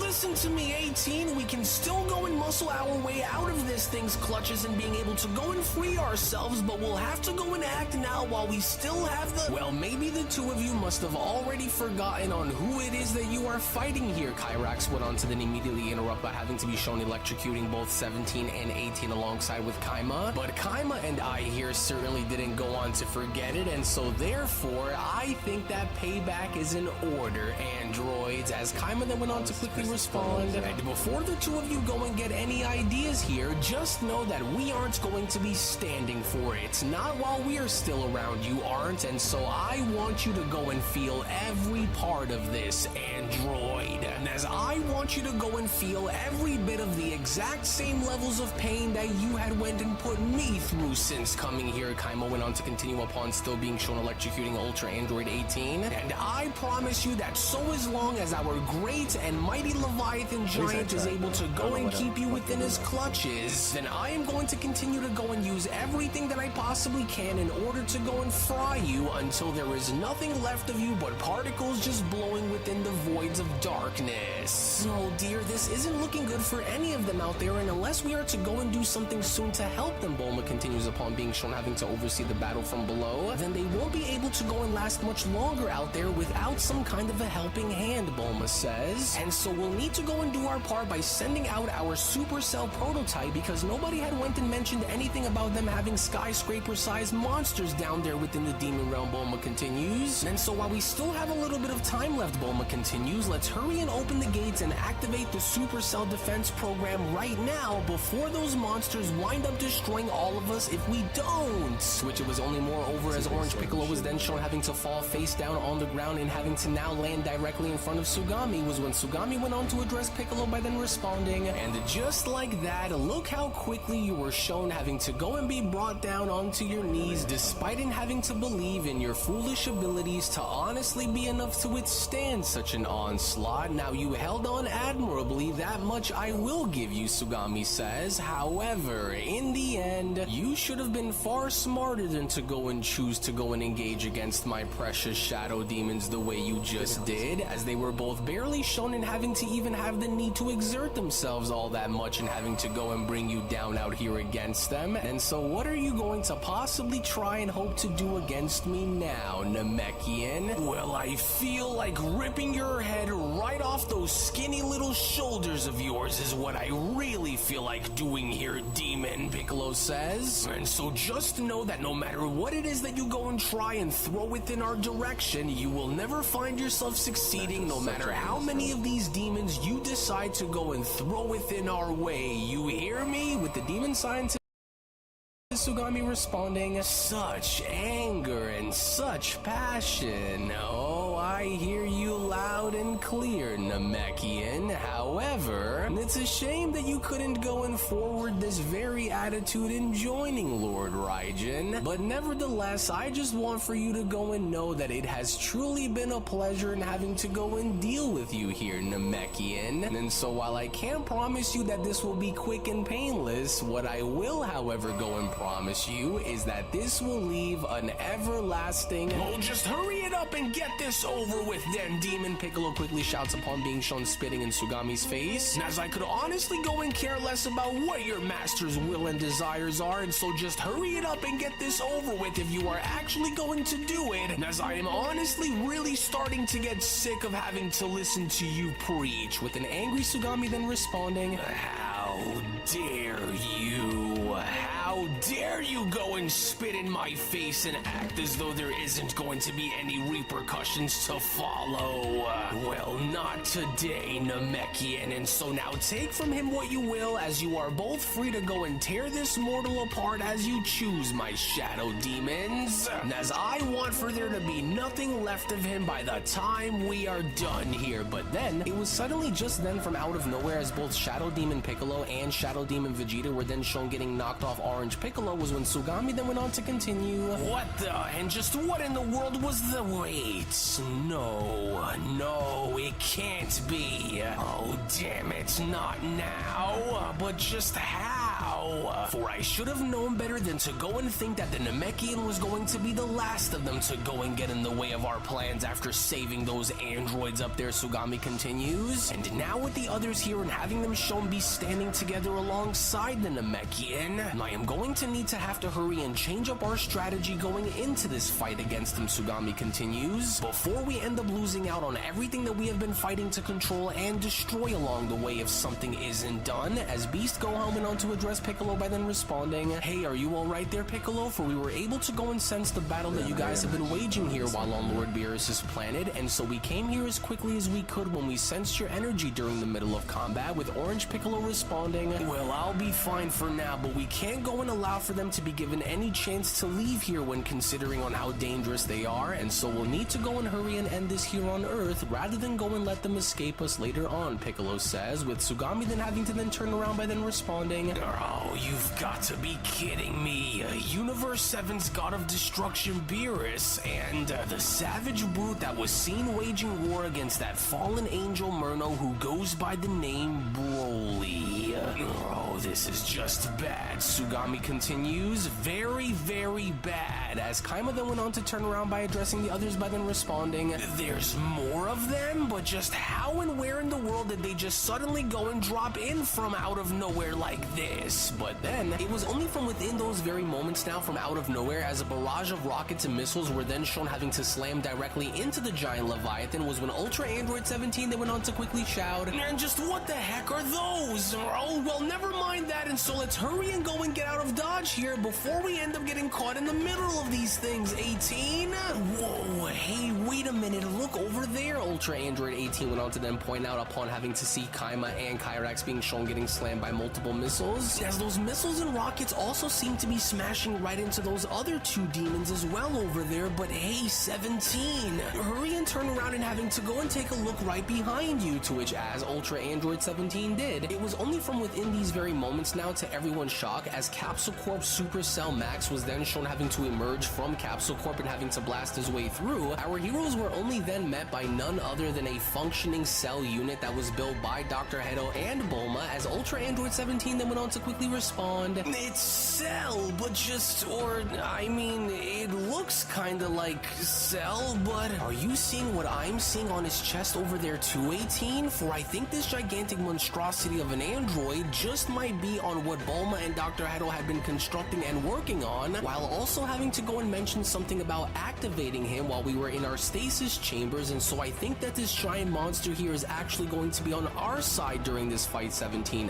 adds. And so just go and take a look at him, for he is just as big as that Leviathan was shown in having to be, and the amount of missiles on this thing is just absolutely ridiculous. But at the same time, this was exactly what we will go and need in order to go and take these suckers down for good, 17 says, as Ultra Android 18 went on to then respond, well, I can't believe that I'm about to go and say this, but honestly, I'm actually rather glad that this giant man-made war machine is on our side for this one, and that is simply because I don't even want to begin to imagine as to what kind of firepower they went and added onto this one. As Beast Gohan then went on to chime in, you've got to be kidding me, a good version of Cell, and he's actually on our side instead of having to go and attack us, Beast Gohan utters? Well, if I didn't believe in miracles before, then Bulma and Dr. Hedo sure did a good job in turning me into a believer now, because just look at that thing, with the demon scientist Sugami having to then respond, this is now beginning to spiral out of control far quicker than anticipated, as Lord Raijin had given explicit orders that if things had escalated beyond our control, that I am to go and unleash everything that I possibly can if it means in having to ensure our victory, because we will not be able to go and survive this if this goes on to continue the way that it currently is, for their strength is in static, which means that they are learning from one another in real time, and if we go and give them much breathing room here going forward, then they will ultimately go and find a way to unify into something far worse than what we have faced so far, which is exactly what we were trying to avoid, as I was hoping to go and avoid this contingency. But deploying everything now means that we are on the brink of losing everything that we have been striving towards in building, Sugami continues, as I will not go and allow for that to stand, given what we were just able to go and collect throughout the time of having our demons scout their universe. So while I may not exactly know on where some of our most valuable and powerful demon fighters have suddenly disappeared into, Sugami went on to continue, unless they have somehow had already been destroyed by now, then the longer these vermin are allowed to coexist in bringing aid to one another, then the more troublesome they will grow to become, and if that ends up happening, Sugami continues, then I have no doubt that we will end up losing if we allow for this to go and continue. But where are the others, Sugami questions? Where are some of my elite warriors, and just where in the world are the Dark Masters?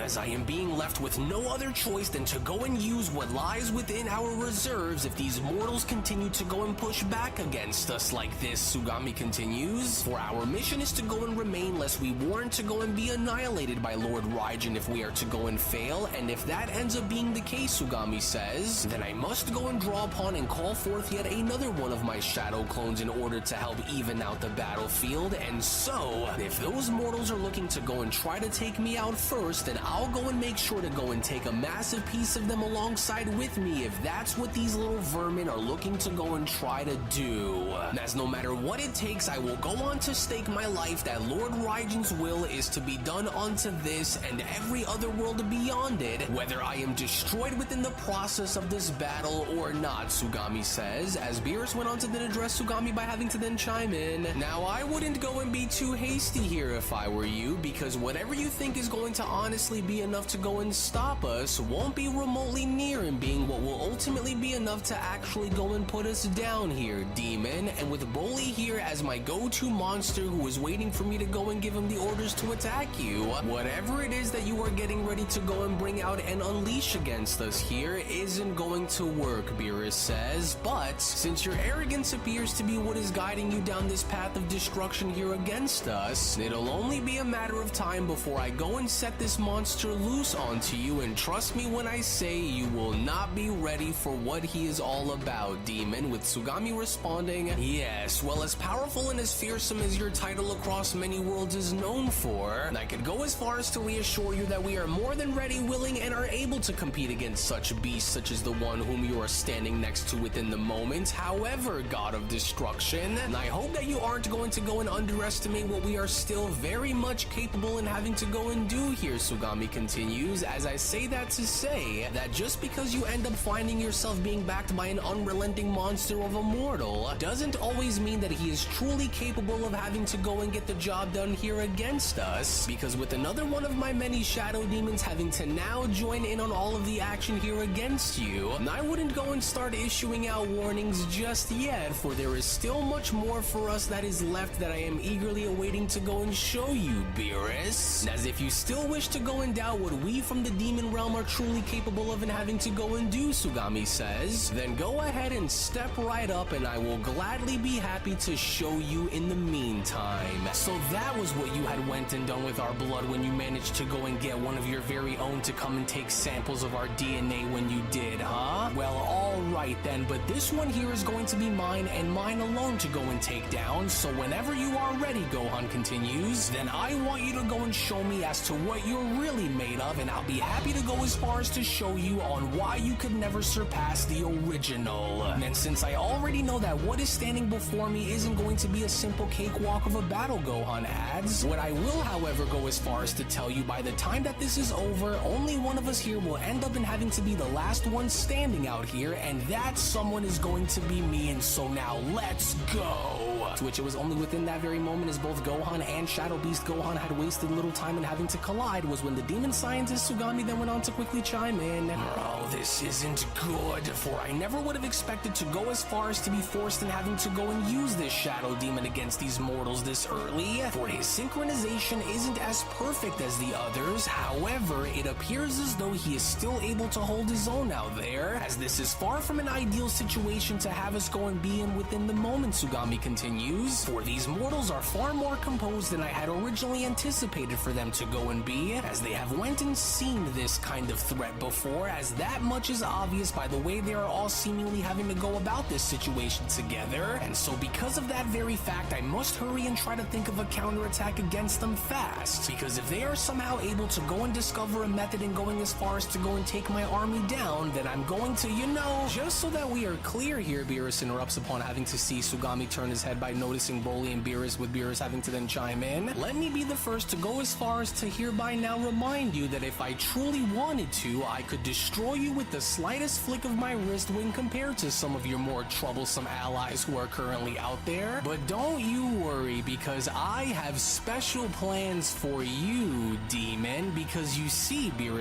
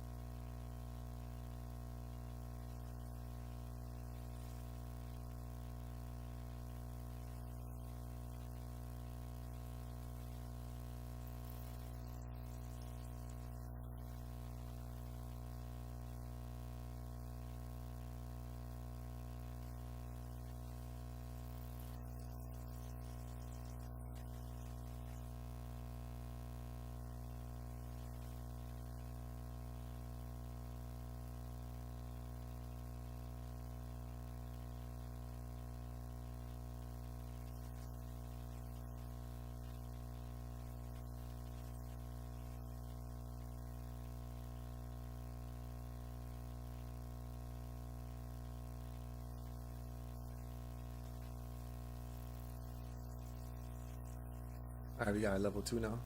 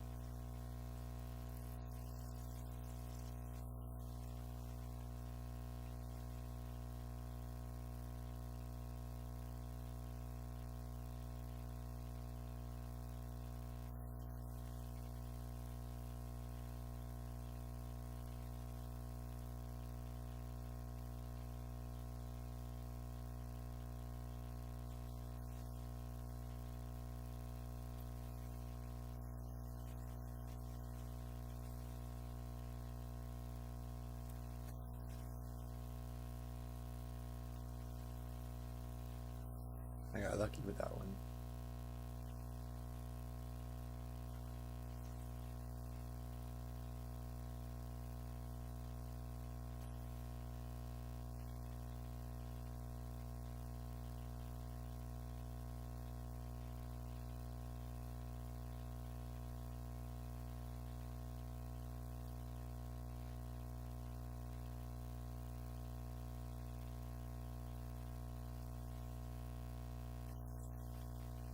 Damn, I need a power key radar or a civilian radar. That would be great.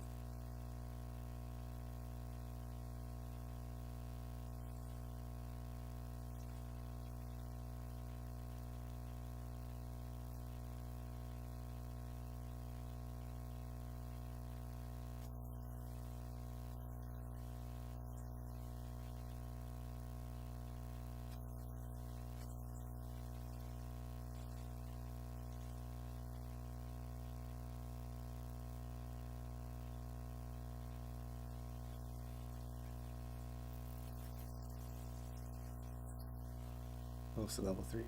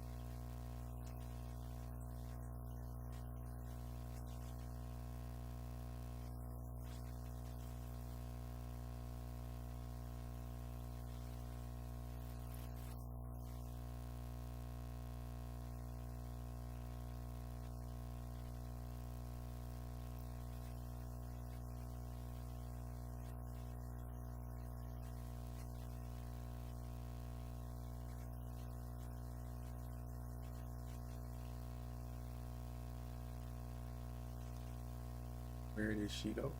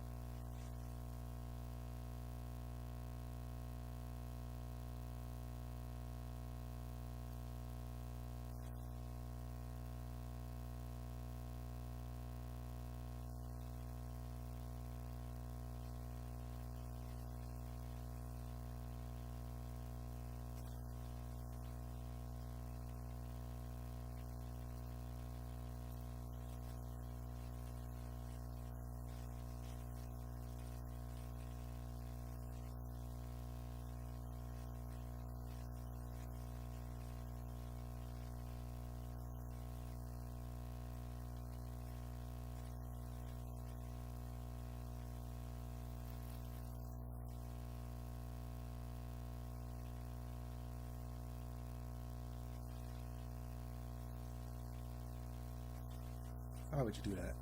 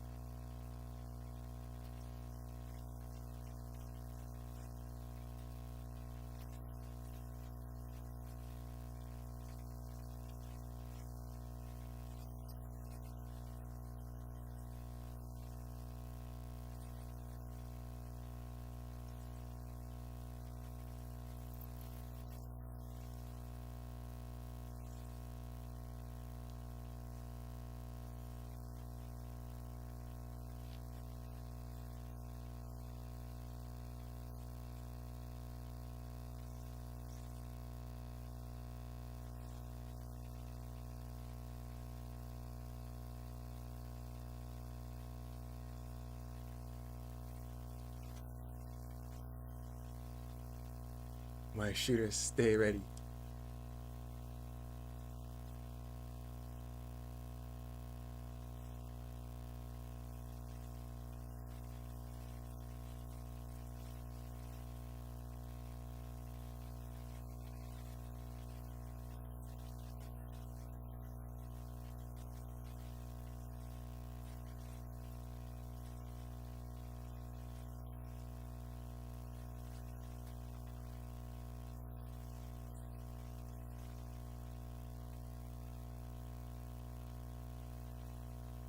This guy's gone.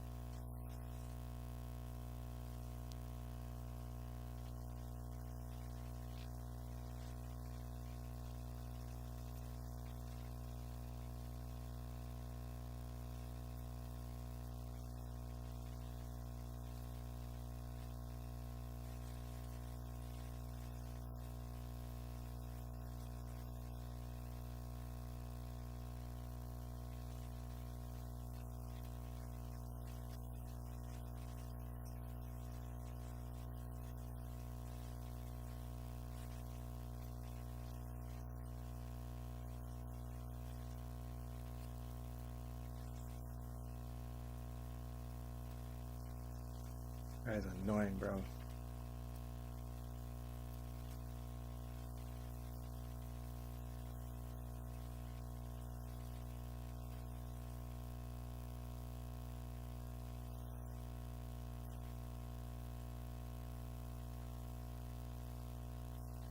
Oh my gosh, just die, bro. You can't win the match. No matter what you do. Just let him bleed out.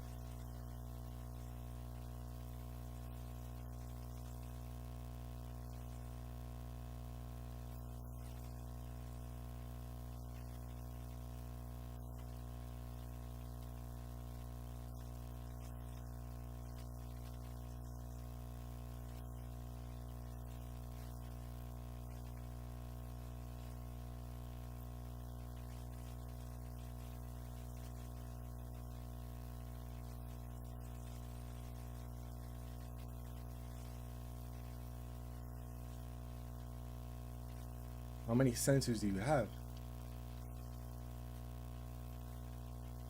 Get rid of this guy.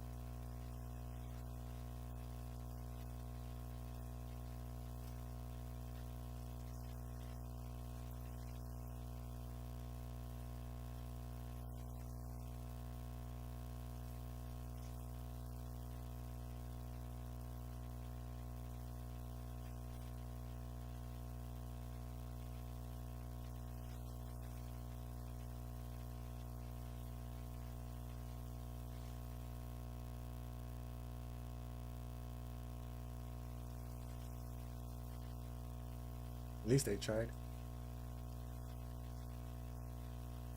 Got that.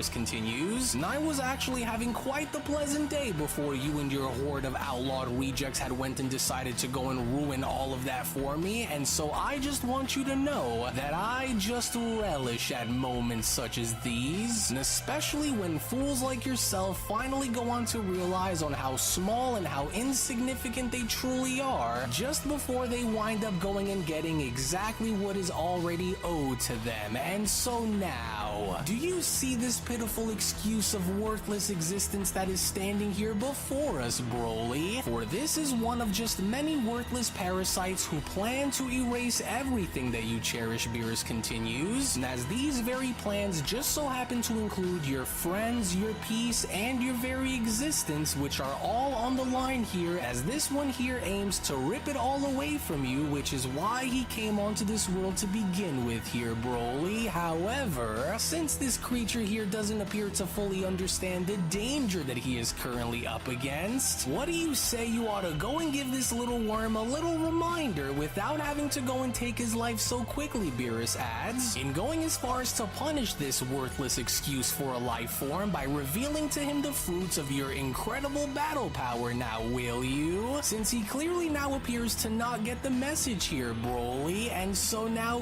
go, to which as Broly was then shown exactly having to go and do, this had now became the exact moment where full-powered Super Saiyan 3 Broly was then shown having to reignite his power onto the surface, as Beerus then went on to quickly continue. Good, just like that, Saiyan, but do remember that he doesn't just threaten you here, mortal, but this creature here just so happens to threaten those whom you also hold dear, along with your allies and the ones who have accepted and trusted you, Broly. And so now why don't you go as far as to go and show this monster that mortals, just like demons, can ultimately be just as brutal and just as bloodthirsty and ruthless as they portray themselves to be, to which as Broly was then shown having to dash directly towards Sugami, the demon scientist Sugami had absolutely no response as to what he was about to go and face in Super Saiyan 3 Broly, as Sugami then went on to quickly shout, wait, just hold on there for just a moment, as I am not a warrior here, and so just wait a minute and give me a chance to go and summon a warrior who is far more capable of giving you the challenge that you are looking for, and that is simply because I am not worthy enough in going into now. I wouldn't go and listen to him here if I were you, Saiyan. Beerus went on to then immediately interrupt upon having to see Broly uppercut Sugami in the stomach, for you had went and heard it yourself out there from his very own mouth when he had laid out exactly on what it was that he was looking to go and do to everyone here, Broly. Beerus continues, and since he is trying to go and cover his tracks by going as far as to even lie directly to your face about everything that it was that he had just went as far as to mention, what do you say you go and give this delusional creature here a small taste by showing him on exactly why his dreams of wiping out your future is but a foolish one, Saiyan? To which this of course had now ultimately become the case, because as soon as Broly was then shown having to slam Sugami all throughout the landscape and having to pummel him city by city block and being shown having to slam him through multiple buildings, was when Beerus then went on to quickly continue. Oh yes, now that's the kind of violence that I was hoping to go and see from you, and so just like that. So now continue slamming that fragile little skinny body of his through as many of those buildings that you can, Beerus continues, and as I want for that fool to go and feel every little bit of this before we go off and destroy him shortly after, and so keep going and don't stop, Saiyan. To which it was only in the meantime as the giant Leviathan from that point elsewhere was then shown having to completely stand back up and targeting the Ultra Androids, was when Ultra Android 18 then went on to quickly shout, oh no, watch it 17, for we'll need to go and try to come up with a plan to sidetrack this massive demon first, before it's able to go and grab hold of us like it was just shown in having to go and do again, and so now hurry and brace yourself, because but then, it was only just within this very moment before the Leviathan had the opportunity and having to go as far as to attack the Ultra Androids, was when CC Supercell Max was then shown having to ram himself directly into the Leviathan, as Ultra Android 17 then went on to quickly respond, wait a minute there 18, as I believe that with this massive Cell Max Titan and having to go and target the giant Leviathan, this could end up being our one and only chance to go and take those other two demons down while the Leviathan is distracted. And so now while we still have the chance, let's hurry and go after these two while keeping them separated from one another, 17 continues, as this very well just might be our one and only chance in having to go and destroy them, which lies in having to keep them both apart, and so now let's go. To which of course course, it was only just upon with Ultra Android 17 and Ultra Android 18 having to now clash with the Elite Demons Kyrax and Kaima was when Ultra Android 18 then went on to respond. Well, it's like I said, just do what you need to go and do, but just make sure that you go and leave this one up to me, 18 says. To which it was only all the while in the meantime back down below, as Shadow Demon Piccolo was from that point then shown having to overtake and attack Orange Piccolo, with Orange Piccolo being shown having to lose, was when Gohan then went on to quickly shout, "Oh no, Piccolo, you'll need to try and muscle your way out of having that thing go and try to control the pace of your battle here against it, because while me and Vegeta go and take care of these other two Shadow Demons," Gohan continues, "you'll need to go and hurry and try to maintain some kind of control over that thing before it goes and finds a way to overtake you," with Orange Piccolo being shown having to then respond, "Well, I'm trying here, Gohan, but don't worry about me and just focus in having to go and deal with that demon that you are currently fighting against, and as I won't stand to go and allow for these monsters to overtake us despite in having us be the originals behind what these things are made of, and so while I go and hold this one off, just make sure that the Shadow Demon that you're currently fighting against doesn't manage to somehow go and find a way to intervene in any of our battles here against these things, because they seem to work far better together when hunting and attacking their targets in packs," Piccolo says. And so I think that if I were to go and try to create enough space here between us, then I believe that I could...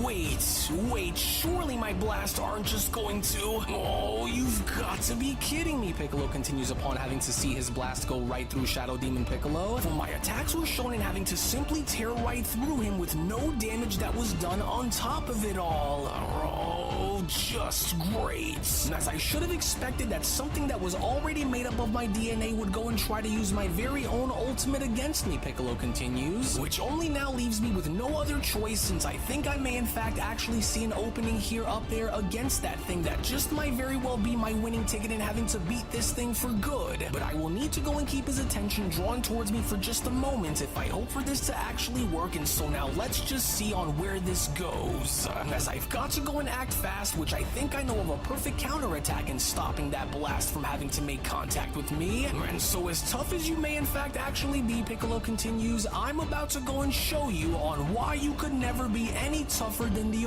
original, and so here goes. To which it was only seconds later with both Shadow Demon Piccolo and Orange Piccolo now shown having to be locked within a very intense beam struggle was when Orange Piccolo then went on to continue, "Damn this monster, as he appears to be a lot stronger than I imagined that he would go and be, and so unless I am to go and find a way to hurry and counter this massive special beam cannon from colliding, then I'm not going to go and last much longer out here against this thing, since he appears to have far more power to him than meets the eye," Piccolo says. As I'm losing ground here and fast, but I must continue to try to keep pushing through, because I can't just go and allow for myself to be overtaken and destroyed by a cheap knockoff copy of who I really am. As Vegeta then went on to quickly address Piccolo by then responding, "Well, don't try and manage to overpower it just yet, but instead try and create some kind of a distraction in causing that thing to go and shift its focus, because the book that I have been reading implies that warriors who are born as clones," Vegeta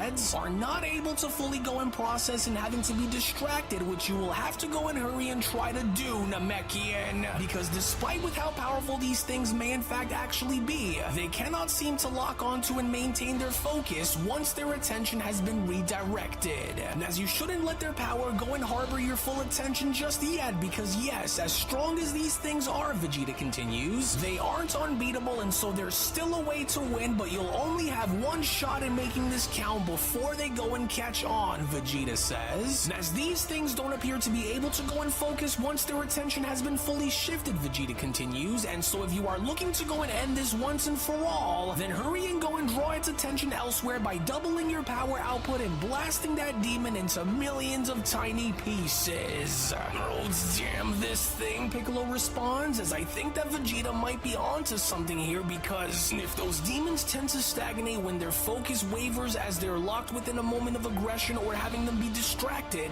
then perhaps that is the key in having to finally go and destroy them. But in order for that to happen, Piccolo continues, if I'm not able to go and pull this off, then there's no doubt about the fact that this this demon will try to burn me out the longer this goes, and so I'll have to go and try to see if this will be enough to work, as this has to be the only other measure that I have in putting this thing down once and for all. And so let's just go and see on whether or not you were able to withstand my Hell Zone attack, Piccolo went on to then smirk by responding. Because if you are as smart as your creator assumes for you to be, then let's see if you are able to go and bypass your way out of this one. And there, Orange Piccolo quickly shouts, for it looks as though it's worked, because he looks to be taking some damage out there while trying to assess on how to respond up there, and so Vegeta's knowledge on drawing their attention elsewhere is working. And so it's now or never, as we had went and made a promise long ago that we won't let what happened with Murno go and happen to us like that ever again, and so now say goodbye, because this ends now. Full power!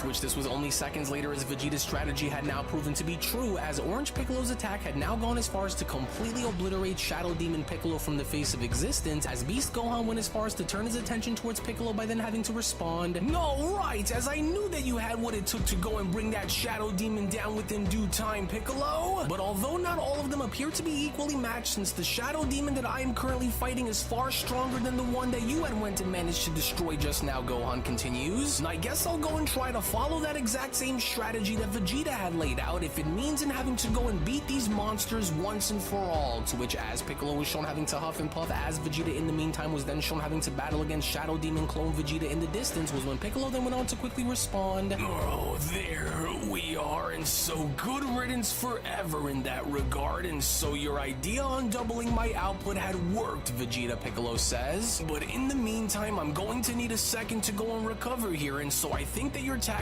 may actually be what goes and puts these things down for good, and so just try to do what I just did and see if it'll work here in destroying that thing." To which, as Vegeta was then shown completely enraged, as he was from that point then shown having to power up to his fullest and driving the Shadow Demon clone Vegeta back, was when Vegeta then went on to quickly respond, "All right, Demon, for I have grown tired of watching you continuously stand within my way and having you be a thorn at my side ever since and having to first encounter you on Lord Beerus's planet, and so I've had enough. Because if doubling down my power output is what it'll take for me to ensure that you are exterminated without the chances of watching you go and come back," Vegeta continues, "then watch as I go and give you everything that you've been wishing for, and a little bit of extra for safe keeps too. And so go and use my signature moves against me now, will you?" Vegeta continues upon now being shown having to see Shadow Demon Vegeta using the Galick Gun. "Well, fine, because unlike how it was shown being before, when you were able to go and blindside me through the aid of having to hide behind your fellow demons, this time, however, I am going to go and make sure that there isn't going to be a trace of you left while I wipe you off the face of existence forever, demon. And so now you better go and make sure to hit me by using everything that you are made of, and let's go and find out on which one of us is truly superior." But then, it was only from within this very moment now, similar to the events that were shown transpiring on Beerus's planet with Garlock, as from out of nowhere, a dark wormhole was then shown having to appear directly below Shadow Demon Vegeta, and from that point now having to garner his attention, as Beast Gohan went on to then quickly turn his attention by having to address the others in responding, "Wait a minute now, hold on, don't go and take another step closer towards him, and go and take a look at what is happening to that shadow copy of you beneath him there, Vegeta, for that looks to be the same thing that was shown in having to go and take place on Lord Beerus's planet, where that one demon named Garlock had been shown in getting sucked right through it, and so whatever that thing was that had went and appeared on Lord Beerus's planet now looks to be shown in having to take place here as well, does it not? And so even though I don't really know as to what exactly that thing beneath that demon is that's starting to go and pull him right under, but whatever that is, and wherever this thing had went and came from," Gohan continues, "doesn't look like it was anything that any of these demons had been planning for before having to go and come here, you guys, and because I don't believe that any of these demons were honestly expecting for, well, whatever that thing is to go and play a role during these battles," Gohan continues, "and if anything, this only goes as far as to tell me that there appears to be another unknown force here that looks as though it's playing a massive role here in causing further confusion upon having these demons just vanish without a trace, and so we'll need to go and be careful," as Orange Piccolo then went on to quickly respond, "Wait a minute, so you have all seen this happen to those demons back on Lord Beerus's planet just before and having to go and come here?" Piccolo questions, "because, well, if you did, and if this isn't something that these creatures are using to try and get one over on us, then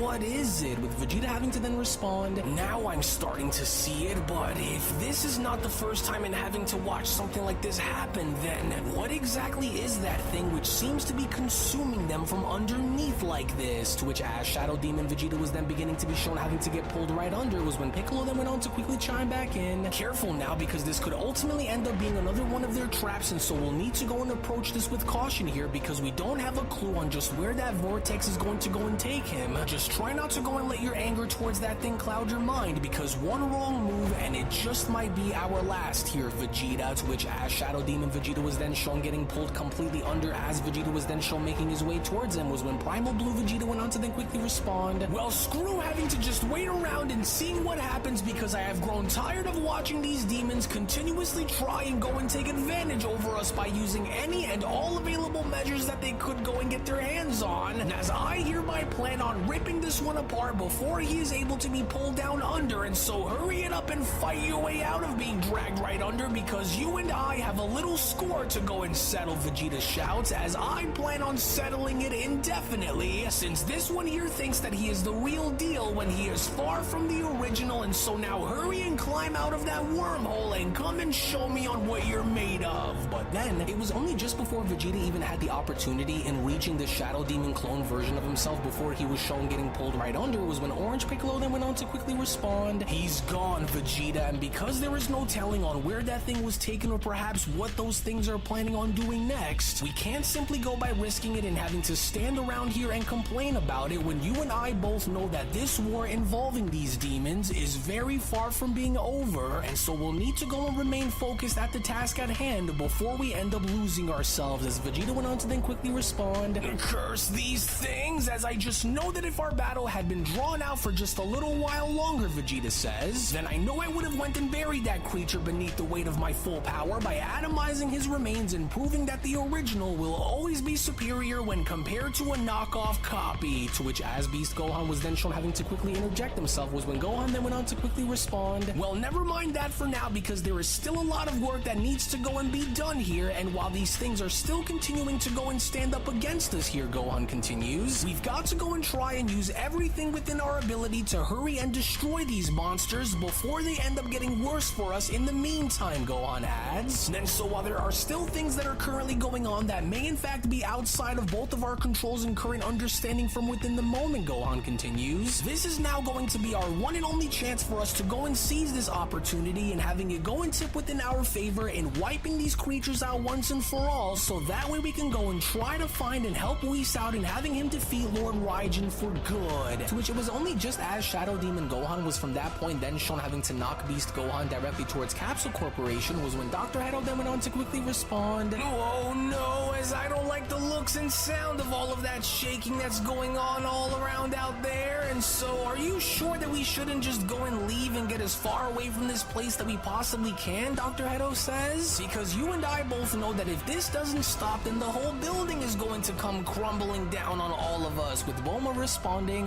we are not leaving Capsule Corporation behind, Dr. Hedo, no matter how bad or how intense things wind up getting around here, and so stop complaining and just trust me here, okay? But it was only just upon with Beast Gohan now being shown having to crash right through Capsule Corp and having to land right in front of Bulma and Dr. Hedo was when Dr. Hedo then went on to respond. Trust? Well, pardon my unenthusiastic ignorance for saying this, but are you seeing what's going on here? We've got to go and hightail it out of here as quickly as we possibly can while no one is watching us, because they are now beginning to go and bring the fight on over directly to us, and so this is not good, Bulma. And as you and I both know that if we don't go and do something about any of this soon, Dr. Hedo continues, then we'll only end up in having to go and lose our lives here within the process, along with everything that we have been working very hard and having to develop. Not unless, of course, you may in fact actually have a plan here that I wasn't made very well aware of, and so what do you think that we should go and do here, Bulma? With Bulma responding, well, we aren't just going to go and bail out and leave everyone stranded behind, but I do in fact actually have a plan that just came to mind here, Bulma says, which we'll need to go and hurry and share with Gohan since he's already here with us, as I trust Gohan here more than anyone else with what I'm about to go and instruct him with, and so now while we have the chance, we have to go and hurry, Bulma says, as I will need for you to go and release the security code on the armband's chamber, because it's better for us to go and use every possible measure that we can go and get our hands on to win while we at least have a fighting chance here, Dr. Hedo. And as I'm only telling you this because there is no telling on how this is going to go if this ends up continuing, and so we'll need to go and act on our research and technology fast, with Dr. Hedo then having to quickly respond, the armbands. Right then, I'm on it, as both the security and defensive reinforcement measures have now been deactivated, Dr. Hedo says, which we will only now just have to wait around 90 more seconds until the chamber doors can automatically be opened, as Bulma then went on to address Gohan by shouting, Gohan, wait, as I know that there may not be a whole lot of time left, but I want to go and give you something that me and Dr. Hedo have been working on that I strongly do believe will go and help you guys out tremendously, and so just give me a second before you go, Bulma says. And as I'm telling you right now that you might want to go and hear the two of us out just before you go back out there, and so just stay, with Dr. Hedo then being shown having to respond, and not to mention that judging by how that demon had just went and flung you across the city and straight into Capsule Corp like that, then you're going to need far more than just brute force here, because what Bulma and I have been working on here just might go as far as to go and save your life out there, just in case if you end up finding yourselves in a very difficult situation. And so here, right now, and so just like how Dr. Hedo had mentioned, take these here, Bulma went on to then stick her arms out by responding, as you will need this just in case of an emergency, as Dr. Hedo and I had went and created a new fusion method in case the older variations happen to fail, Bulma continues, as these right here are what we'd like to call our CC fusion armband devices, so trust me when I say that you just might end up in having to need these in case things continue to go from bad to worse out there, but just to know that these armbands aren't just your ordinary fusion devices here either, for we had engineered them with a new frequency calibrator, Bulma says, which ultimately means that they stabilize the fusion link through adaptive neural syncing, which in simpler terms, they keep your energy balanced out so that way the fusion lasts much longer than the fusion dance or the Potaras, Bulma says. And so now hurry and go and put one of these on, and go put the second armband onto whoever you figure out and who you want to go and fuse with right now, Gohan, with Gohan being shown having to respond, wait, you two went and created a whole new fusion method through the means of having to go and put those armbands on, Gohan questions, and just how exactly is that going to work against those demons out there, because what if those things just wind up and not having to work or something? For I've never went and tried fusing with anyone outside of Dad before, and so how sure can you be that this fusion method is absolutely going to work? With Dr. Hedo responding, well, with the CC fusion armbands, you don't need to go and worry about symmetry or timing, as the armbands automatically regulate your combined energy in compensating for any fluctuations between you and your partner of your choosing in real time, which on top of it all, the CC armbands are designed to redistribute stress points during combat in order to minimize any damage that is done onto you, which in simpler terms means that you'll be better suited to go and survive out there in case you are hit by something massive, with Bulma then being shown having to chime in. Right, and so now listen to me carefully, Gohan. Do not let these armbands go and be taken off no matter what, for they are the very lifeline to your fusion, and if either armband were to go and be ripped off by accident or by force, then your fusion will end immediately, with Gohan being shown responding, well then if that's the case, and if you are absolutely certain that these fusion armbands are going to go and give us the much needed edge over these monsters and finally having to go and put an end to this chaos once and for all, then so be it, Beast Gohan shouts upon being shown dashing back outside. So while I'll go and make sure that we don't go crashing into Capsule Corp like that again, Gohan adds, I'll go and keep what you both said about these armbands in mind just before they are used, as I think that I may in fact actually have the perfect person in mind as my choice to go and do this fusion with, but first, I have a little bit of unfinished business to go and attend to, Gohan shouts upon being shown dashing right through the entire city. And so now come back here and let's go and get this battle back on track between us, Gohan shouts, because whether or not you are a shadow clone of me or not, you will never be able to destroy what I am, demon. But then, it was only from across the field, with Beerus being shown having to land right next to full-powered Super Saiyan 3 Broly and having to oversee Sugami down on the floor, was when Beerus then went on to quickly respond, well, that didn't take very long now, did it, demon? As I'm sure that you must be under incredible amounts of stress and pain after going through everything that Broly here had went and put you through. However, little worm, I don't think that you and I are quite done here, Beerus continues, because there is still far more for Broly here to go and show you, isn't that right? As a matter of fact, why don't you go on and continue to show our little friend over here on exactly why both he, along with with his demonic army stand absolutely no chance in having to destroy you, Saiyan. To which all the while in the meantime, as this was shown happening within West City, as we then venture on over and having to make our way inside of Goku's home, we only now take a look and seeing as to how desperate Goku was in having to search his entire house and finding something, as Goku then went on to respond, "Oh, come on,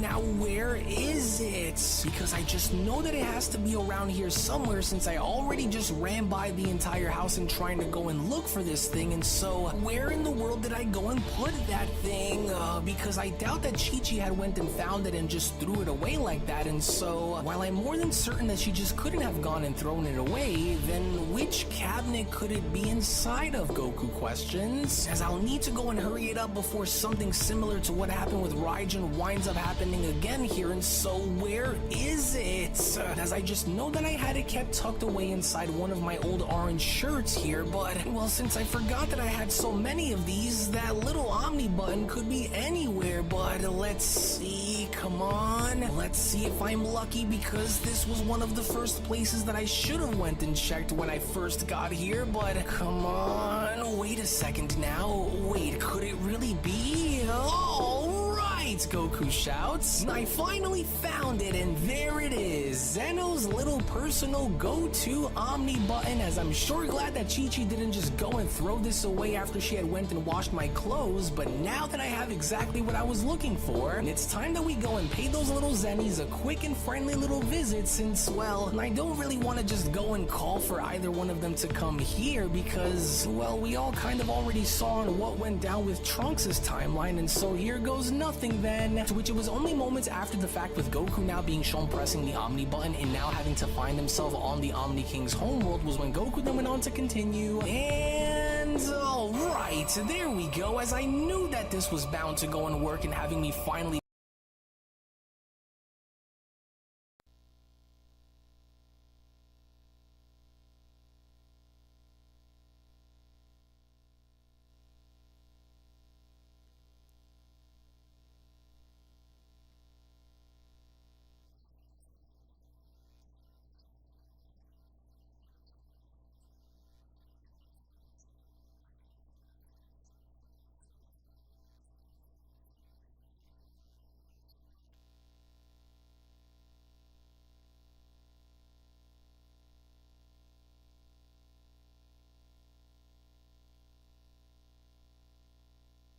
Freaking weirdos, bro. I swear.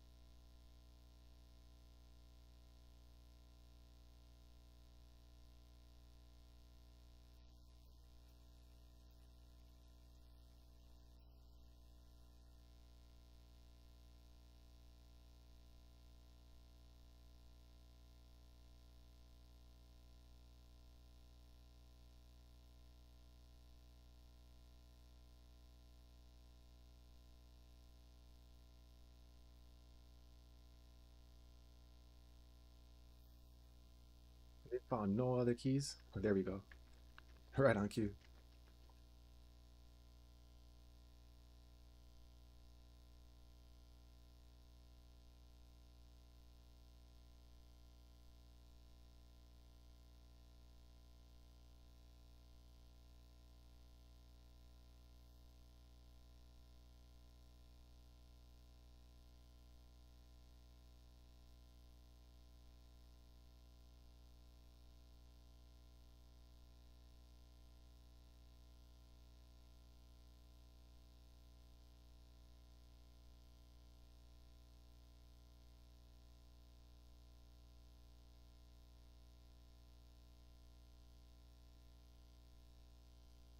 Damn, it's windy as heck outside.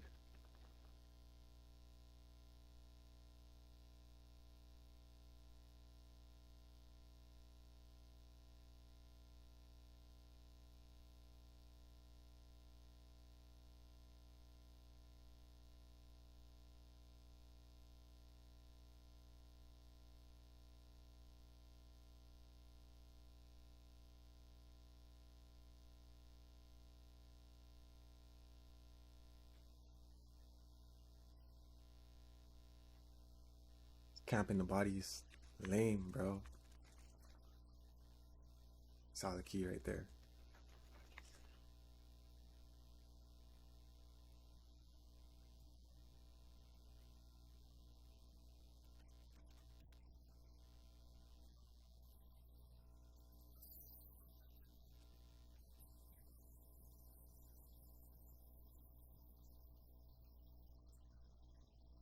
Eh.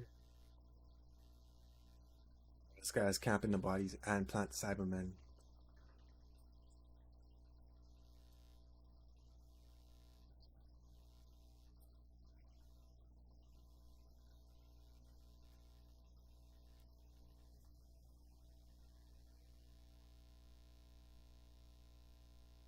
Lost 3 players because this guy wants to play like a little bitch.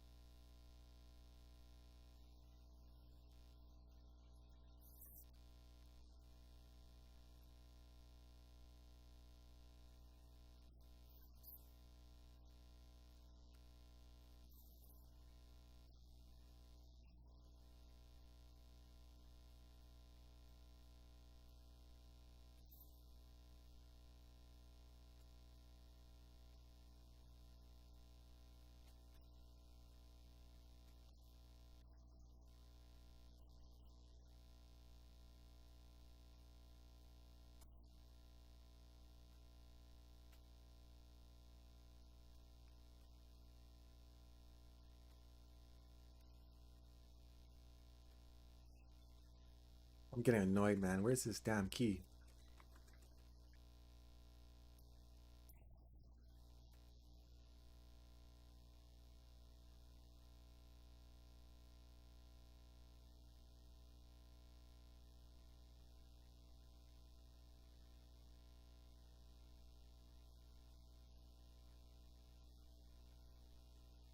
You camp 3 bodies and you're talking smack?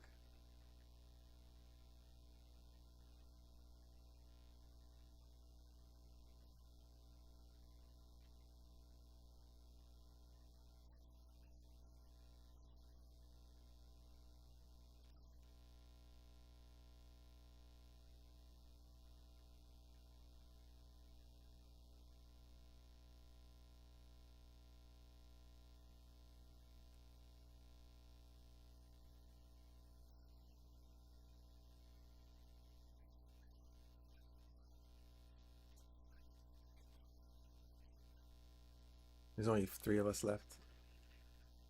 If no one revives this guy, then the escape time machine will show up.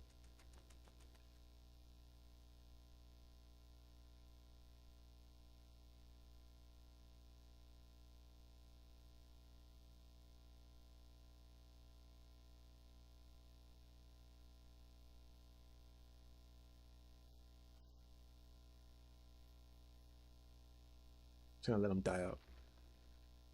We can just end the match. Don't save him, bro. Gosh, why did you do that? Even the other guy's like mad. Should just let him die out, bro.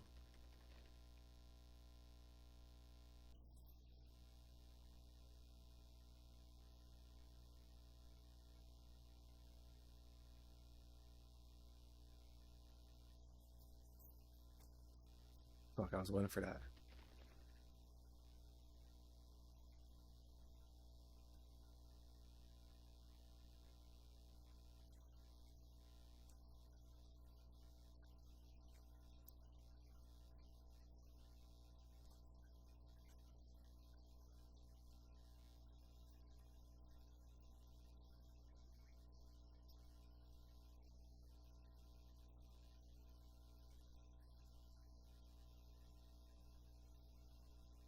If we did that earlier, then we could have just got this escape time machine and left.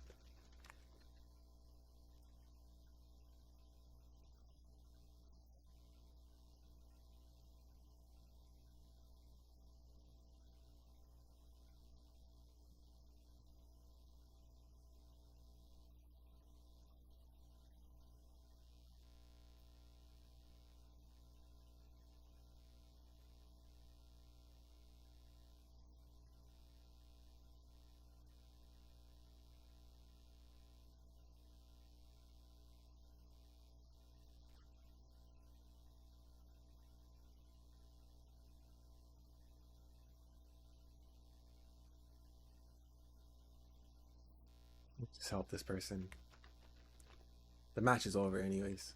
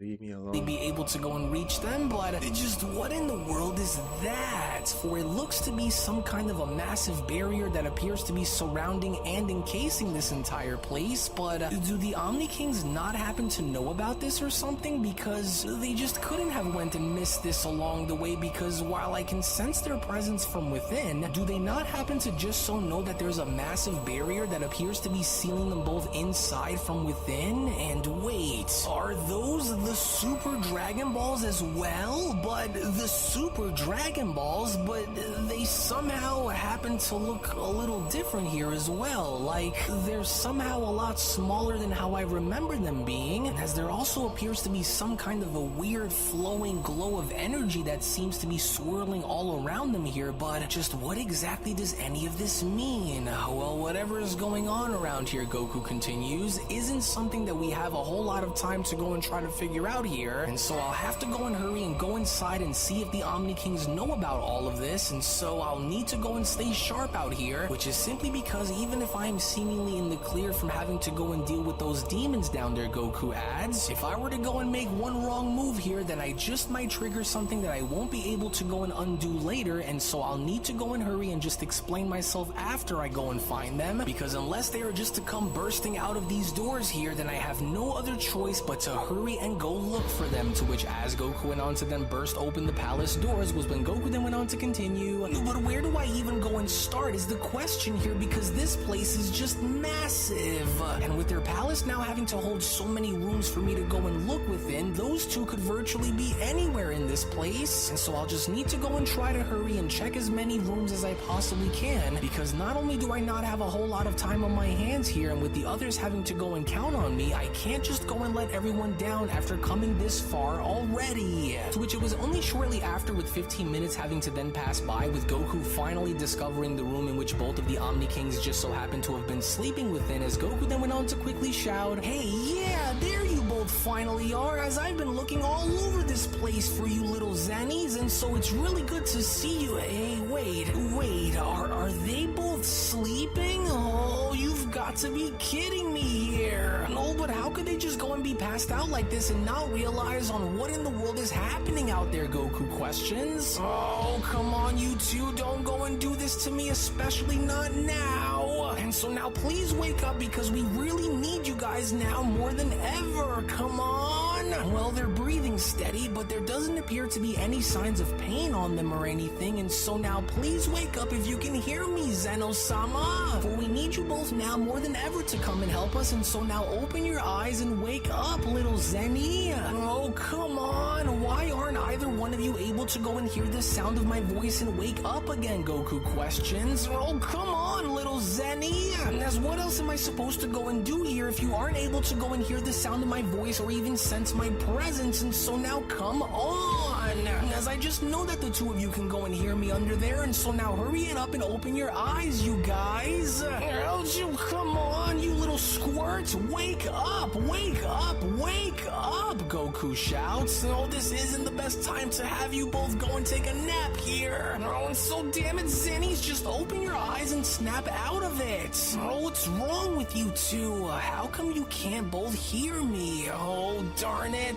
As I just know that I'm going to regret this if they go and stop and think about what it was that I just did here after they wake back up again, but, well, I'm all out of options here, and so I'll just have to go and hope that they aren't able to actually see me while I do this, Goku continues. And otherwise, I'm more than certain that they'll just end up wiping everything out if they do, and so now here goes. To which it was only then within these very moments now, as Goku was beginning to slap both of the Omni Kings across the face extremely hard to try to get them to wake back up, was when Goku then went on to quickly continue. Oh, geez, well, I'm sorry that I have to go and do this, but now wake up, Zenny. The multiverse is in danger, and we need for the both of you to go and help us save it. And so now wake up, Zenny. Snap out of whatever you are both dreaming about, and let's get moving. Oh, darn it, and that goes for you as well, future Zenny, or, well, whichever timeline this one just so happens to be from. And so now wake up, Lord Zeno, as we are going to need all of the help that we can possibly go and get if we hope to make it out of this with our lives intact. And so now wake up, Lord Zeno. Oh, come on, just open your damn eyes and stop dreaming along the way, because we need you, Goku continues. And so don't make me go and have to smack you both any harder than how I am right now, and so please just open your eyes and wake back up, Zennies. Wait,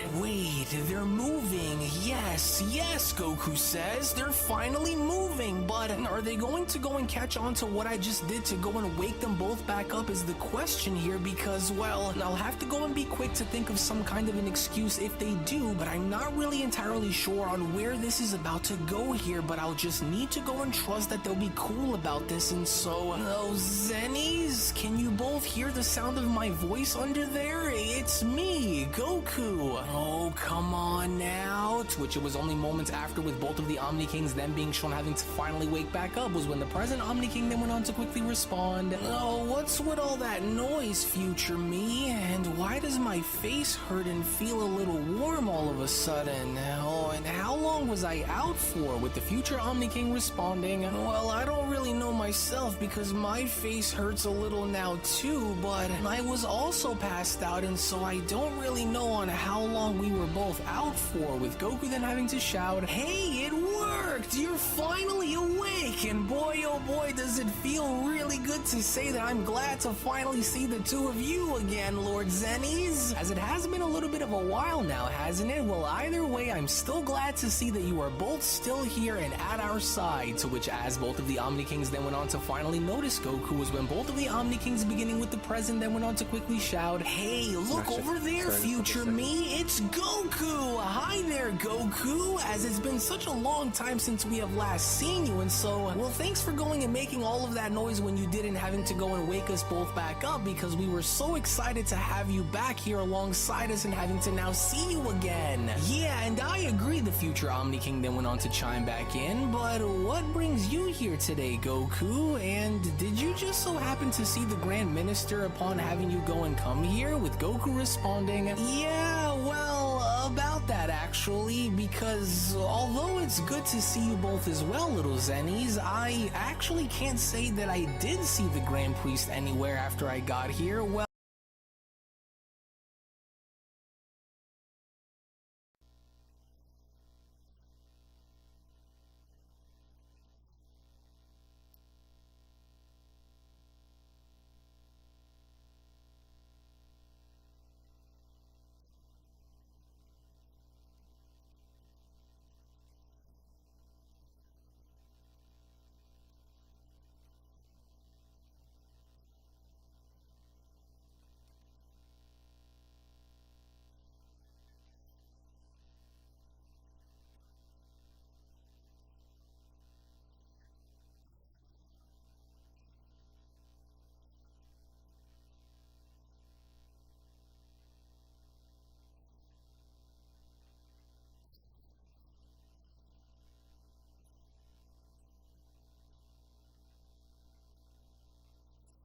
His level 2 so quick, man. It finds like what, 2 Namekians? Or 3 without the Dragon Balls?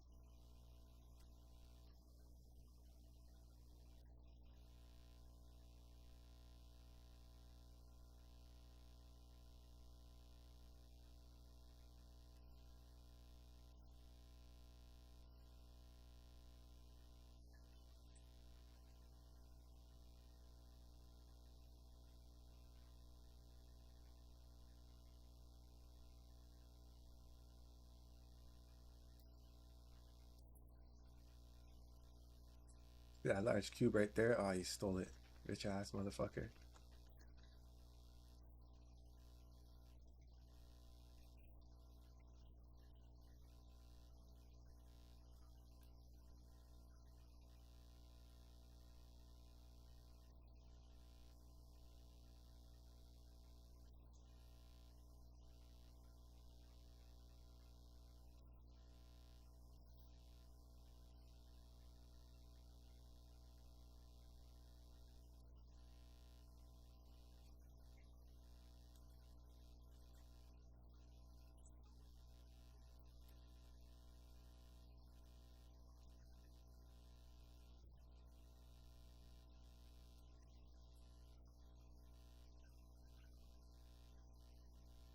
I had the game freeze.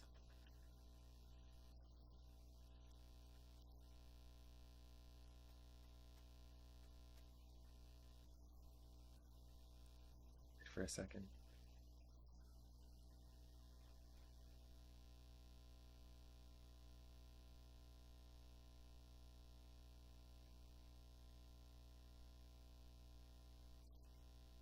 Like someone saves that guy.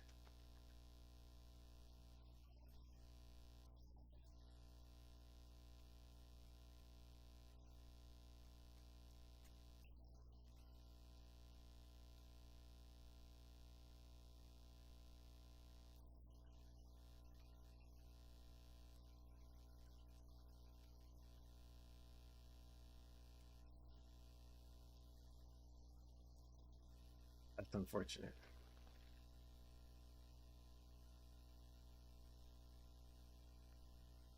Every player. Like, oh, cry, baby.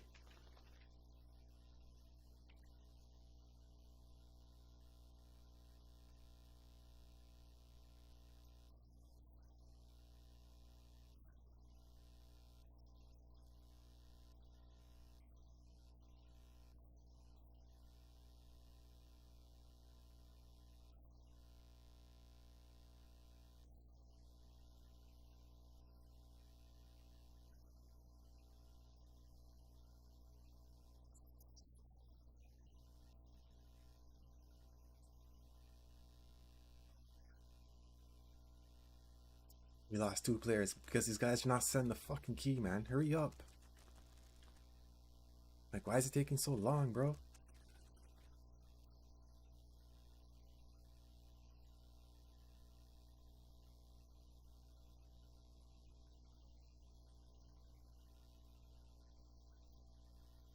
I'm 1 cube away from my level 3.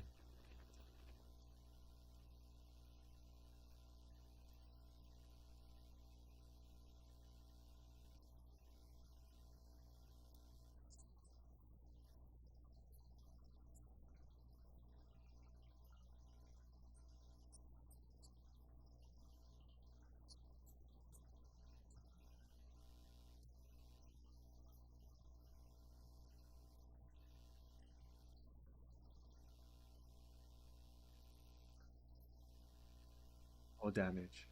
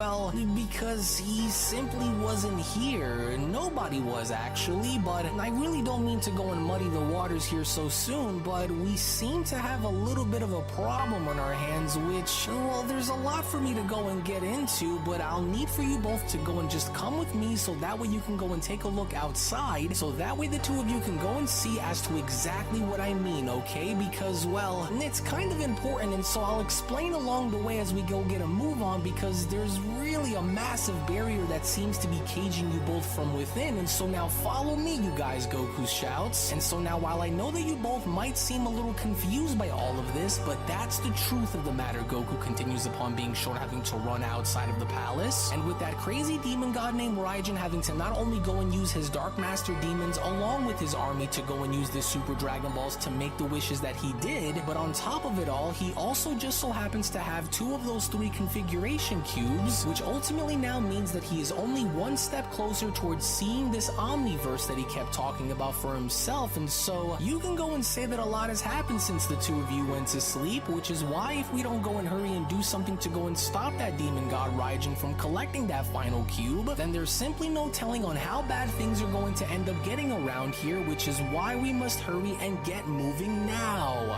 Wait, did you say that this demon god from the demon realm had went and did all of this just so he could go and find all three of the ancient configuration cubes so that he can go and try to gain access in crossing over into the Omniverse by using them, the present Omni King questions? And so you're saying that that's where all of this seems to be coming from? That demon god named Raijin was the one who went and started all of this? Interesting, but now why does that name of his sound so familiar to me now, the present Omni King questions? Where it's almost like I've heard that name before somewhere, with Goku then having to respond, yeah, well, things have been getting really bad for all of us within these last few days here, but the reason on why nobody was able to come and reach you, even if they tried to, was solely due to the fact that it was because of this massive dome that covers your entire palace, Goku says. And so here, and as I want for you both to go and take a look at this, and so do you guys see this massive structure that is covering your entire palace? Well, this right here is the giant dome that I was telling you both about, that those demons had went and placed over your palace by using the Super Dragon Balls. And so do you think that there's any kind of a way that you guys can maybe go and try to get rid of this thing so that way the others can go and have a direct contact with you since they need you?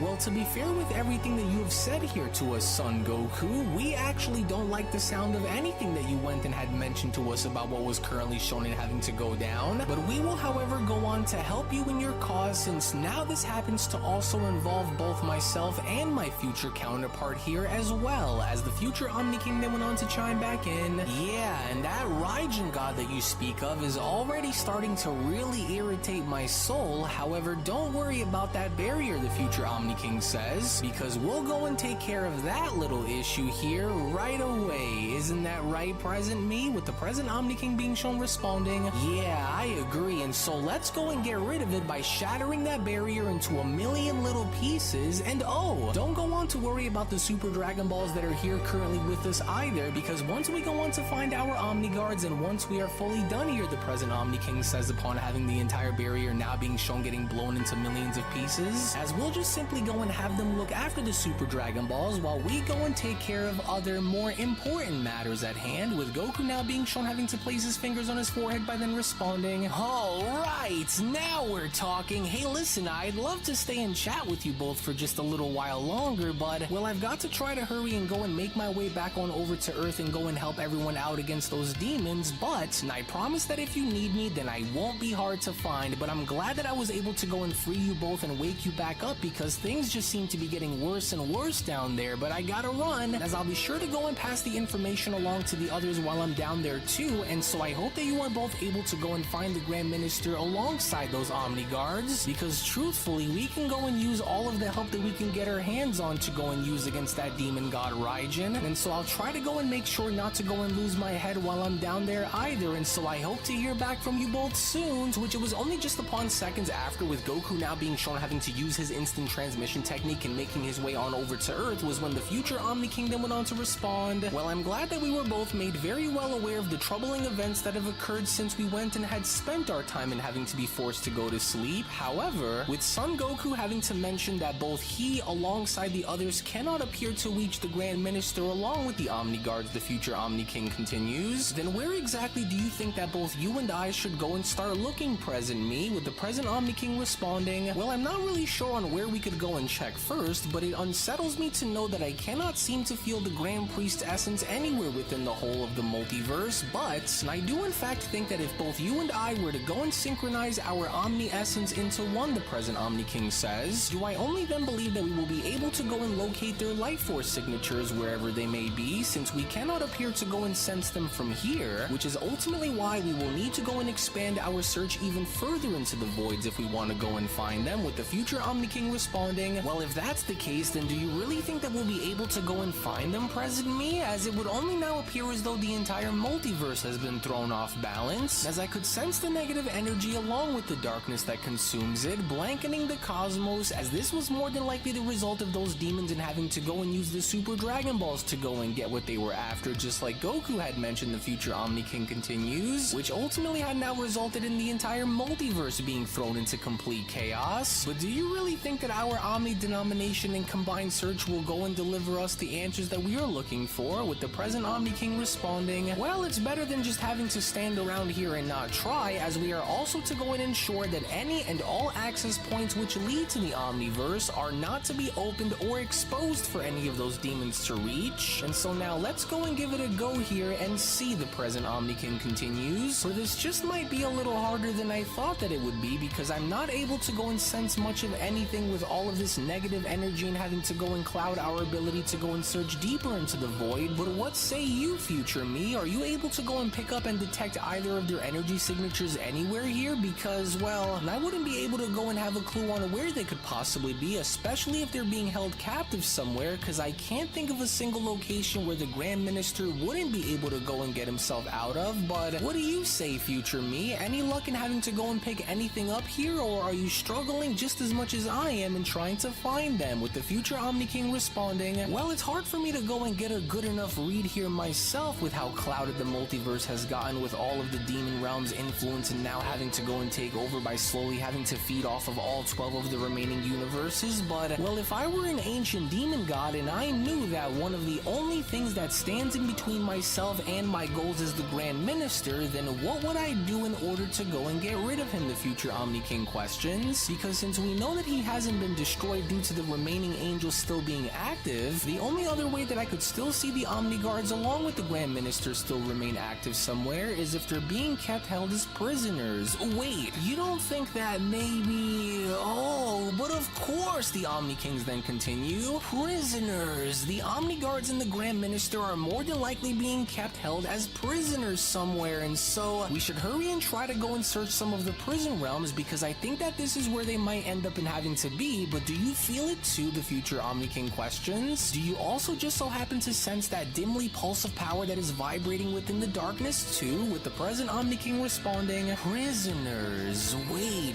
yeah, I think I've got it. As the only other place that I could think of that I believe would be strong enough to hold such powerful entities would be the angelic prison realm, the present Omni King says. The same one that I think the Grand Priest had went and told us about a very long time ago, as that dimension was solely created to house the strongest and most rebellious angels imaginable, and so I think that that's where they actually might be, future me, as this would be the only other place that I could think of where those demons may have went and had taken them all right into. With the future Omni King responding, hey, I think you're right, as their life force energy appears to be pulsating and directly coming from the angelic prison realm, which only now goes as far as to explain on why we weren't able to go and sense them earlier, because they were being kept as prisoners down there the entire time, present me. And so now if that's where they are more than likely being held captive, then what do you think our plan should go and be? Because I really want to go and pay those demons back for almost ruining everything, but at the same time, and I really want to go and watch the Grand Minister in action, like how we've seen him in action against that fallen angel that we have destroyed named Murno. And with the Super Dragon Ball still active and within our possession, what do you think we should go and do now that we know as to where they are? With the present Omni King responding, well, now that you've mentioned it, I kind of want to go and see that go down here now too, because it's been such a long time since we went and saw the Grand Minister in action back when he was shown in having to go and beat down Murno. And so now I say that we should go and help set him free, while also giving the Omni Guards the orders and having to go and look after the Super Dragon Balls to restore things to how they were. And in the meantime, both you, me, and the Grand Minister will go down and pay those demons a little visit that they will surely never go on to forget. And so now let's get going right now. Back within Universe 11, as the Pride Troopers were then shown having to fight off the invading army of the Demon Realm and having to now fight on a desolate planet far within the universe itself, to which it was only just upon with our heroes now being shown getting outnumbered but still holding the advantage over said demons, was when Dispo went on to then quickly respond, oh man, and just how many of these things are there that they continue to go and pour out of this Demon Realm and into our universe like this, despite the amount of times that we go and continue to get rid of them? Are you sure about this plan of yours here, Topo? Because no matter how many of them we go and clear out, they won't stop coming. With Topo responding, we will need to go in and trust that the plan which we have devised will work within our favor here in due time, since we'll need to go and keep our eyes fixed on clearing out the task at hand, because if the strategy that we all went and agreed upon prior is to go and become a reality for us while we are here, Topo says, then we will need to go and use this planet as bait, so that way we are able to go and lure the ones that we are looking for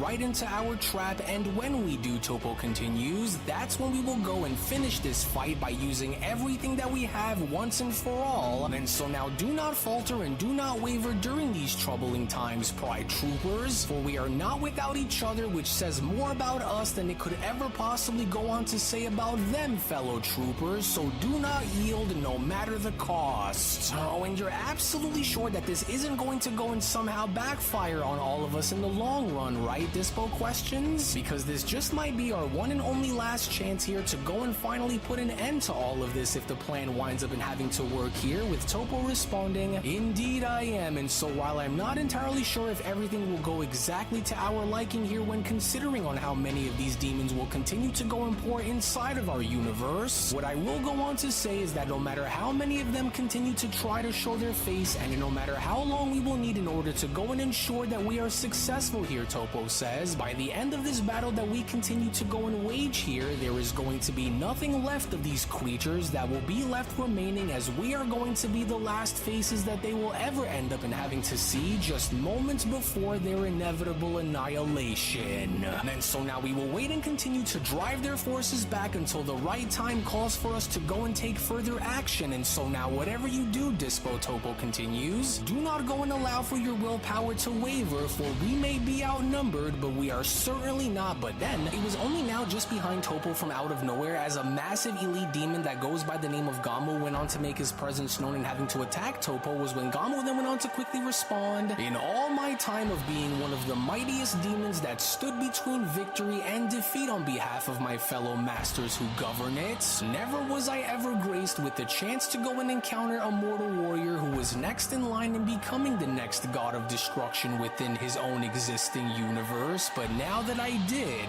I am going to make sure to go and enjoy every bit of what I'm about to go and do onto you, mortal." To which, of course, the elite demon Gamo wasn't the only individual to now show back up within Universe 11, because next to him, with Kodos now being shown having to step through the portal and now having to address our heroes, was when the elite demon Kodos then went on to respond, "Well, well, well, if it isn't Universe 11's proud little defense force that have gathered all together here in attempting to go and take us all down, as the so-called Guardians of Virtue are finally now all here to come and save the day now, are they? As your presence on this planet only goes on to further confirm what I had already known about this universe," Kodos continues, "which is now that your absolute best and most powerful warriors have all gathered together in hopes of having them try and defeat us," Kodos says, "you will never be able to go and forge the necessary strength that will ultimately be needed in having to do anything here that will stop us from destroying you, mortal scum. As beside me here stands another elite demon known as Gamu," Kodos continues, "Scourge of the Voids and Devourer of Resistances, in which together we shall go on to break the very spine of this universe in the name of our Master Lord Raijin, whose fury will sweep across every universe, and you, my fellow Pride Troopers, will only go on to serve as being the first who will endure every bit of what is about to happen here, because with millions across this universe and having to already have been destroyed by us, you will all soon go on to follow in their footsteps once we have had our fill within this universe." To which, as Dispo was then shown having to attempt to attack Kodos, Kodos was immediately shown having to be the aggressor here, and not only having to catch Dispo's punch, but also now being shown uppercutting him in the stomach, as Dispo went on to then quickly shout, "Like hell that you are, because maybe you weren't made fully aware of just who exactly we Pride Troopers truly are around here, but even if you don't go on in thinking that your empty threats are going to be enough here, and being what'll ultimately, whether you fear me or not, is irrelevant to my cause here," Pride Trooper Kodos immediately had then gone as far as to interrupt by striking Dispo in the stomach. And then so now let me go and make something perfectly clear to all of you, as I didn't come here to stumble back into this universe to negotiate, nor did I come back to reason with any of you, but instead, I came back in order to cleanse it, Kodos continues, to grind this defiant little little pocket of your so-called order into millions of tiny pieces in making an example out of each and every single one of you, as once your blood has soaked into the soil here beneath you, Kodo says, history will remember your clan in being nothing more than a footnote in the face of Lord Raigen's dominion. And so now don't worry about the fate of your universe along with those who reside within it, creature, because once you are all gone, and for those who cannot already be turned and having them join our ranks in serving directly under Lord Raigen, will they only then be met with utter destruction, as they too will be destroyed without a trace. And since you would rather go and continue to choose to stand in opposing Lord Raigen rather than having to go and submit yourselves and having to join him, Kodo says, your fate was sealed. And so now disappear within the voids of the darkness that we hereby now cast down upon you. What the Kodos then says? And just what exactly is this supposed to be, Pride Trooper? To which, as Dispo was then shown having to acknowledge another presence having to then be shown, it only had now appeared as though Dispo was very happy to see the individual that just so happened to have arrived, as Dispo then went on to quickly respond, actually, on second thought, Demon, I think you have far bigger problems that you will have to now go and worry about, as I just knew that he would go and show himself sooner or later, and so now you've done it. Which it was only just then within these very moments now, as surprisingly enough, Universe 11's God of Destruction Belmont was then shown having to make his presence known, and also now having to be shown wearing his original Pride Trooper outfit, was when Pride Trooper Belmont then went on to respond, oh, how I miss the days of when I was wearing my original Pride Trooper uniform like this, but I honestly must ask, Demon, was it the isolation of this planet itself and having you send such powerful life forms on it that had ultimately tempted you into coming onto this world, Belmont questions? Because I do honestly find it quite amusing to some extent that you would go and decide to come into Universe 11 and already expecting for your very presence to go and shift the tides within your favor, when in reality, this here is my domain, Belmont continues. And unlike the weaklings that you had went and found yourself in having to go and prey upon, I, on the other hand, don't run and I don't beg anyone for anything, Demon. And so now let this moment here go and sink into your very soul, because in just a matter of a few moments, Belmont continues, you will ultimately begin to understand on why this planet was chosen and why I didn't just simply come here to destroy you myself, because this world was actually meant for something far greater. Something that will rip you apart in ways in which that I could never even match myself, and because this was something that I already knew was never meant for me to go and deal with myself, Belmont says, there is someone, as a matter of fact, who actually does, and so I wanted a front row seat in having to witness the events of what is about to take place here within Universe 11, and as I just can't wait to go and see the look on your face the very moment you go on to realize that for all of your cruelty and for everything that you have went and done to try to break the spirits of those who reside here, Belmont says, that you were never truly the apex warrior that you thought of yourself in having to be, and it isn't even close when having to compare yourself to those who truly are, Demon. But I'll just go and have you find that out all on your own, as I can promise you that it won't be long now until you do. Well, if it isn't Universe 11's God of Destruction, Belmont, Kodos responds, so, I see that you have taken it upon yourself to go and stick your nose where it doesn't belong, but I do find your little warning just now to be quite the interesting one, actually, because are you suggesting that this was all some kind of a ploy in having to go and draw me onto this planet, God of Destruction? Because if this in fact proves to be really true, then who are you eagerly anticipating that will arrive onto this world that will be what will defy me, if it isn't already going to be yourself and having you come all this way to challenge me, God of Destruction? But then, it was only within these very moments now behind Kodos, as Kodos had now gone as far as to turn around and noticing Gamu being shown having to hit the ground, on was when Destroyer Topo then went on to respond, maybe you didn't go on to hear what Lord Belmont had just said in having to tell you that this was going to be the line that has been drawn, as you are now in way over your head here and you don't even realize it yet, but maybe now soon you will. For you may have went and had been without an equal with the exception of Lord Belmont once before. This time, however, Topo continues, it will not be as easy. As you yourself had already went and sealed your fate within this universe the very moment you had went and decided to return here, because we aren't the ones that you ought to go and be worried about here, Demon, for there is in fact another. To which as Belmont then went on to chime back in and having to see Jiren now appear from behind him was when Belmont then went on to quickly respond, that's right, Demon, as your destiny will be met in having it go and be decided by the very man whose life you set out to ruin, which you ultimately now had coming for quite a long time. To which as Jiren then went on to make his presence known and having to kick Kodos away, this entire ordeal had only now proven to be the exact plan that the Universe 11 warriors were conjuring up this entire time, as Belmont then went on to continue, so you might want to go and choose what you say here very carefully from here on, because you have far bigger problems that you will have to now go and worry about here, and so good luck.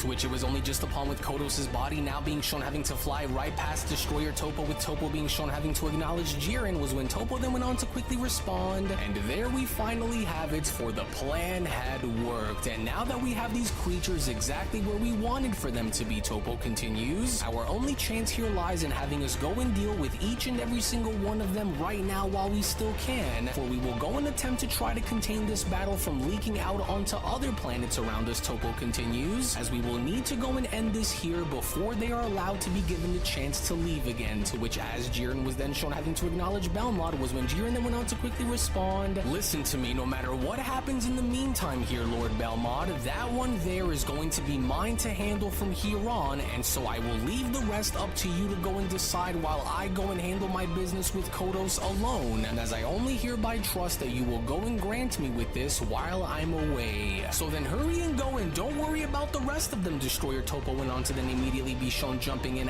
as Jiren made his way right towards Kodos, for we will go and handle these demons by ourselves while you go and handle what needs to be done all on your own in the meantime, Jiren, and so hurry and go before he escapes again. To which as Kodos was then shown attempting to stand back up was when Kodos then went on to quickly respond, you again, oh, I should have known, and so you're back for more now, are you? And as I see that my words from earlier had finally managed to go and get through to you after all, well good, Kodos continues upon now being shown having to fire multiple blasts at Jiren, and as I was hoping to go and run back into you sooner or later anyways after our last encounter, only this time, I don't plan on going and leaving you behind until I go and make sure that you are crushed beneath the weight of my power just as badly as your wait a second, Kodos then stops, but just how are none of my attacks able to go and make direct contact with him, and watching him just casually make a mockery of my energy blasts like this,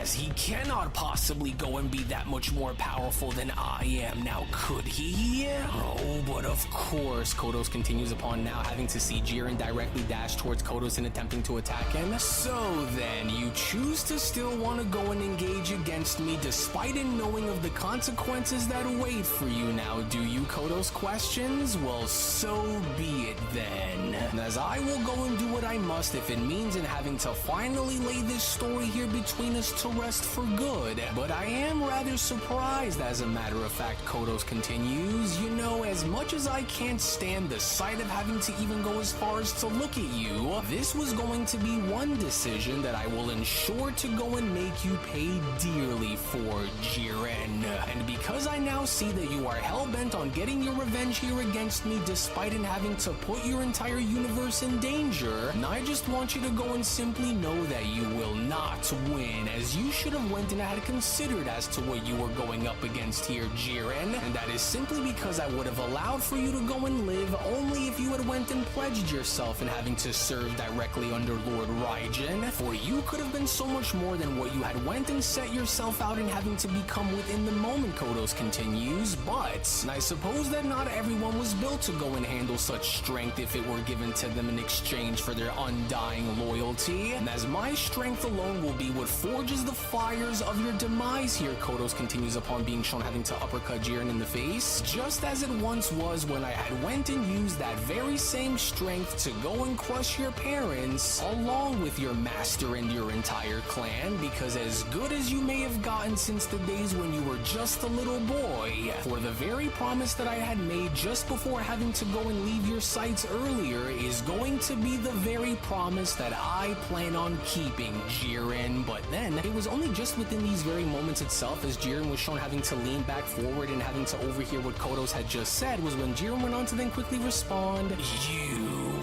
You think that you understand what true strength really is? For you and those who are just like you could never know what carrying that kind of weight feels like, nor could you even if you tried. For you have went and had robbed me of my family, my master, and my entire clan, in leaving me with nothing left but a painful reminder of their screams within the darkness, Jiren continues. And as this is more than just some kind of a meaningless battle to me, demon, for this very battle marks the final chapter in a storied tragedy which you had went and had created, you vile creature. And as you could never go on to possibly understand the many hardships and the many battles that I had to go and suffer through, Jiren continues.